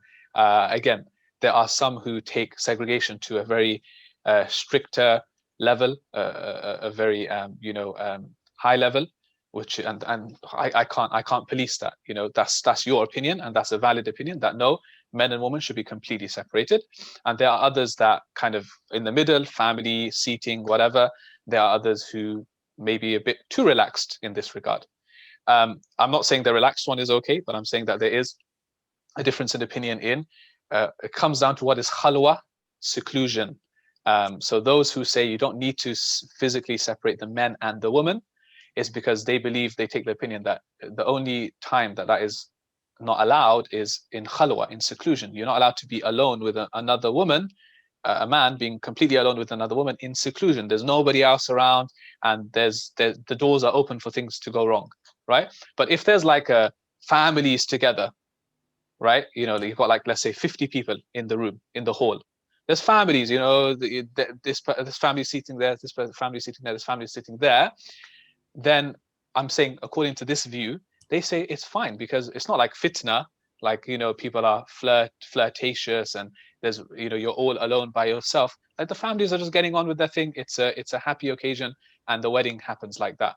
Or you could go, you follow the other view. You're a bit more literal with segregation. No, and that's fine. You also have your view because weddings, people wear nice clothes, women wear whatever makeup. They should be. They should. Why not? But the thing is, if it's woman only, you don't need to wear hijab even, isn't it? Yeah. A woman who normally wears hijab, if she's around other women, she doesn't need to wear hijab. So if you completely segregate it, it makes it easy for women. They can dress however, they can, not wear hijab. They can wear as much, whatever they want, because it's just amongst women, no problem. But if they're with men, they have to worry about hijab, they have to worry about this, they have to worry about that. So that's all they're saying. They're like, especially at a wedding, it makes more sense to completely segregate. Both views are okay. Again, it's, you know, you follow whatever you are comfortable with, and wallahu a'lam. Are there any du'as that we can ask when sort of looking to find a potential spouse, so that to sort of bless our marriage? Are there any like prophetic du'as or something that we can use? I remember I asked a sheikh this once, and he said, yes, there's a great du'a. He said, raise your hands and say, oh Allah, I want to get married. Literally. He said, basically, the reason why he said that is he said, just make du'a like yourself. You don't need to find something specific. In Arabic, du'a can be made in any language. If you are, you know, and not every du'a captures what you're going through, isn't it, in your own life? So that's why you should raise your hands and say, Ya Allah, bless me with a righteous spouse, a good spouse, a compatible partner, you know, someone who this. So you literally list. You're not going to find a dua that lists specifically what you're looking for, right? But the du'as that do exist are generic du'as, like in Surah Al-Baqarah, رَبَّنَا آتِنَا فِي الدُّنْيَا حَسَنَةً وَفِي الْآخِرَةِ حَسَنَةً وَقِنَا عَذَابَ النَّارِ. If you read the tafsir of this verse, normally, how is it translated? Oh, our Lord, give us what is best in this life, the best in the next life. Yeah? But if you read the tafsir, it actually says, as part of what is best in this life and in the next life is a righteous spouse. That's in the tafsir. So it's part of the dua. Or رَبَّنَا هَبَ لَنَا مِنْ أَزْوَاجِنَا وَذُرِّيَّاتِنَا قُرَّةَ أَعْيُنٍ. Oh, our Lord, grant us from our spouses and our offspring the coolness of our eyes. It's a very generic dua. The dua I gave in the slide before, Musa alayhi salam's story. Rabbi inni lima anzalta ilayya min khayrin faqir. My Lord, what was it? My Lord, I am in dire need of any good that you can send to me. And after he made this dua, Allah blessed him with a wife. Do you see? We're putting two and two together here. These are three generic du'as in the Qur'an that you can make du'a with. I would say recite these du'as, and immediately after, in your own language, just make du'a. In your own language, just make as much du'a. Your criteria, what you're looking for, list it to Allah. Say to Allah, yeah, this is what I'm looking for, and that's it. Du'a is an amazing connection with Allah. You don't need to look for a specific one. If someone is in a haram relationship, and they want to obviously repent now and change ways, should they get married to each other because, you know, they've done haram things together and now that's the only option they've got? Or should they completely stay away from each other now and then look for different spouses? No, they should definitely get married to each other. I don't see why not. If they've done tawbah, they realize their mistakes, no problem. I know why some people may ask this question. You know, there's certain verses in the Quran that you may misunderstand based on this, but no, if you perform tawbah, Allah wipes everything away. Okay, might not be wiped away from you, from your conscience, whatever, but Allah wipes the sin away. Thereafter, you get nikah done, you start fresh. After tawbah, you're fresh anyway, right? You get married and you make it halal. I don't see why you should, you know, break each other's hearts, as well as doing all that haram and then trying to get married to someone else. In fact, I would say it's unfair on the person you're getting married to now. The new person that you found, it's unfair because you've already done, you know, whatever behind the scenes with someone else, and deep down in your heart you wanted to get married to them, but you just decided to get married to someone else. This is actually dhulm. This is oppression on the person, the new person you're getting married to. No, why not? Unless it doesn't work out for whatever reason, why not get married? Inshallah, not a problem.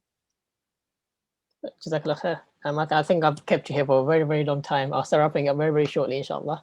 The next question is, say for example, for someone for who marriage is not on the table at the moment, they're not able to get married or they can't get married. How do they sort of control their emotion and their feelings? What's the best way for them to sort of maintain their Islam and their integrity without falling into haram? Number one is good company, good companionship. That's the absolute number one thing that inshallah will help you. In the story of Yusuf alayhi salam, if you're familiar with the story, you would know that the minister's wife wanted to seduce Yusuf alayhi salam. She wanted to seduce Yusuf. This is in Surah Yusuf. She actually wanted to commit fornication with Yusuf alayhi salam. Yusuf alayhi salam, he of course repelled her. He escaped from her.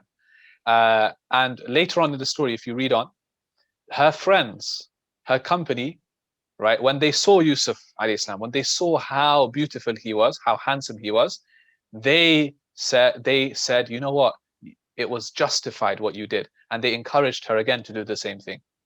What's the lesson? The lesson is her company wasn't good.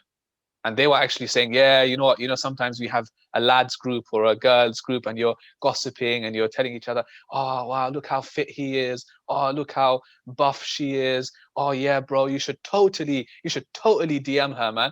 Yeah, this is bad companionship. They're telling you to do wrong things.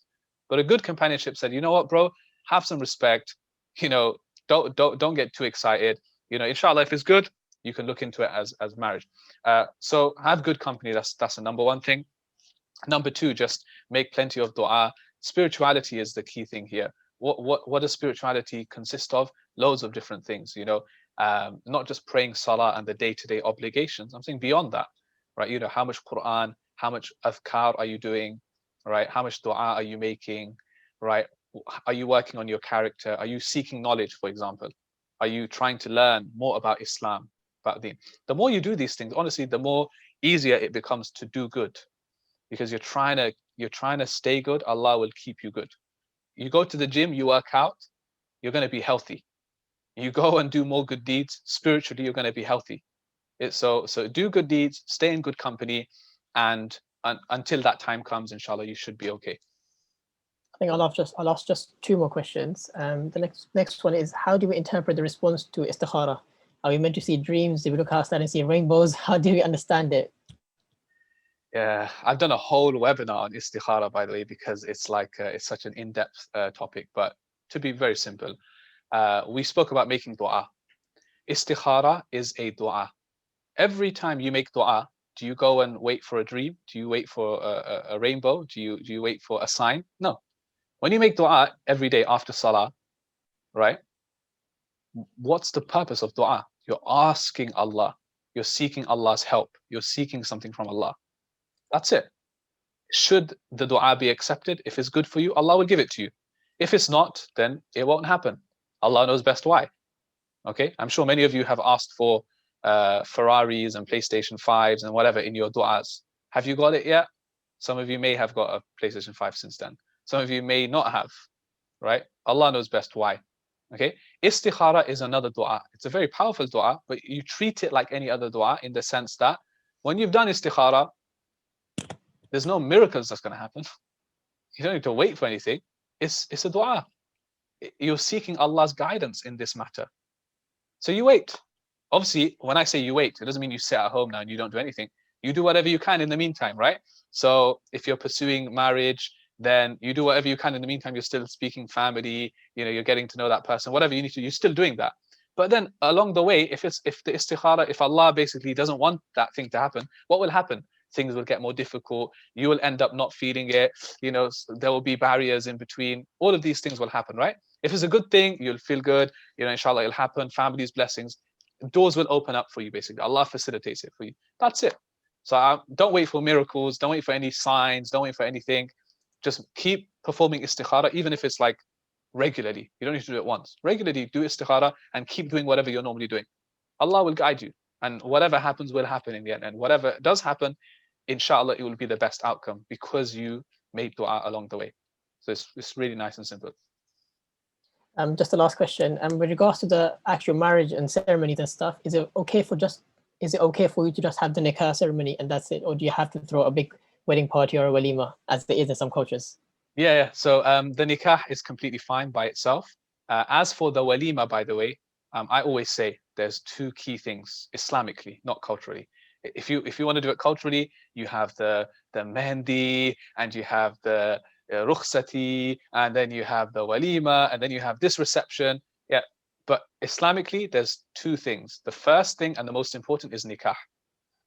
The second thing, which isn't wajib, except according to a few scholars, but generally it's recommended, is a walima. Walima basically means that you feed people and you announce the nikah. That's what walima is for. Walima is from the sunnah. Walima is from the sunnah, right? If you can do a walima, you should. It's a good thing. I think it's a good thing. Get family together, celebrate, no problem. Islam isn't, again, a bland religion. Islam isn't a boring religion. It doesn't allow you to celebrate, doesn't allow you to have fun, doesn't allow you to enjoy the time. Of course, Islam promotes all of these things, right? You're allowed to have your fun, okay? Walima if you can, otherwise just nikah by itself is completely fine. Of course, nikah, there's a minimum requirement, right? need a certain amount of witnesses and etc. If you can fulfill that, doesn't matter how many people are there, right? It's okay. Doesn't matter what you do. The nikah is done. Alhamdulillah, you are Islamically in the eyes of God, in the Sharia, you are married. Job done. Everything that was yesterday haram, everything becomes halal now. That's it. Perfect, my bro. Jazakallah khair for your time and your efforts. We all really appreciate it. I know we've run over time by quite a bit. Do forgive us for that. Jazakallah khair for attending. I hope you all benefited and took a lot of notes and gems from that beautiful and very insightful session. Just for the people that might be wondering, how can they get in touch with you if they have any more specific questions or if they want to ask you to hold their nikahs for them? Yeah, I think Brother Muhammad kindly in the chat, he sent my details, so you guys can just see on Instagram, the Nikah Co page, email. Inshallah, yeah, more than happy to take your questions or inquiries, whatever it may be. So yeah, just contact me there. And as I said, inshallah, you know, a lot of the questions that you guys had, and by the way, really good questions, very relevant ones. Some of these things we'll discuss in detail in the marriage seminar, inshallah. So, you know, I think you sent the link, right, to everyone. Yeah, so the link is there with the discount code as well. So yeah, sign up inshallah to that, and it'll be great to continue this discussion and go into detail on different areas, especially not just with myself, because something that's important in marriage, you shouldn't just hear the male perspective on things, right? It's not very fair, is it? Because it can be biased at times, right? As a man, we can be biased at certain things. You need to hear female perspective, because a man and a woman get married. I can't speak on behalf of every man and every woman. So alhamdulillah, that's why we have Ustadh joining us and another sheikh, etc. And there'll be more, you know, more experience there, more input there. Things that I don't have the answers to everything. Maybe they might from their experience. Does that make sense? So inshallah, that's why we've put this panel together. So I look forward to seeing you there. Otherwise though, honestly, bro, and the team, everyone, Jazakumullah khair, all the ISOCs for putting this together. I really enjoyed it. I really benefited from it myself.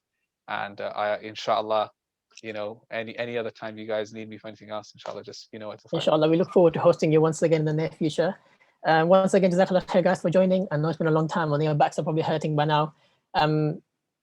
Just final remark, Jazakallah khair for attending. I think I can't say enough, because 150 people is just a big number. It's the first time for many of our ISOCs to see such big numbers for an event. Jazakallah khair to all the ISOCs that have collaborated and all the people that have been working behind the scenes, sorting out the events and letting people in and all of that stuff. And just a reminder, we will be continuing our series with Ustadh Yahya Rabi next week, Monday, 7 p.m. For more information, just visit any of our ISOC pages and you have the information there. Other than that, wish you all well, stay safe, and I pray Allah subhanahu wa ta'ala grant us all spouses that are good for us for both in this dunya and in the akhirah. Jazakallahu khairan. Assalamu alaikum wa rahmatullahi wa barakatuh.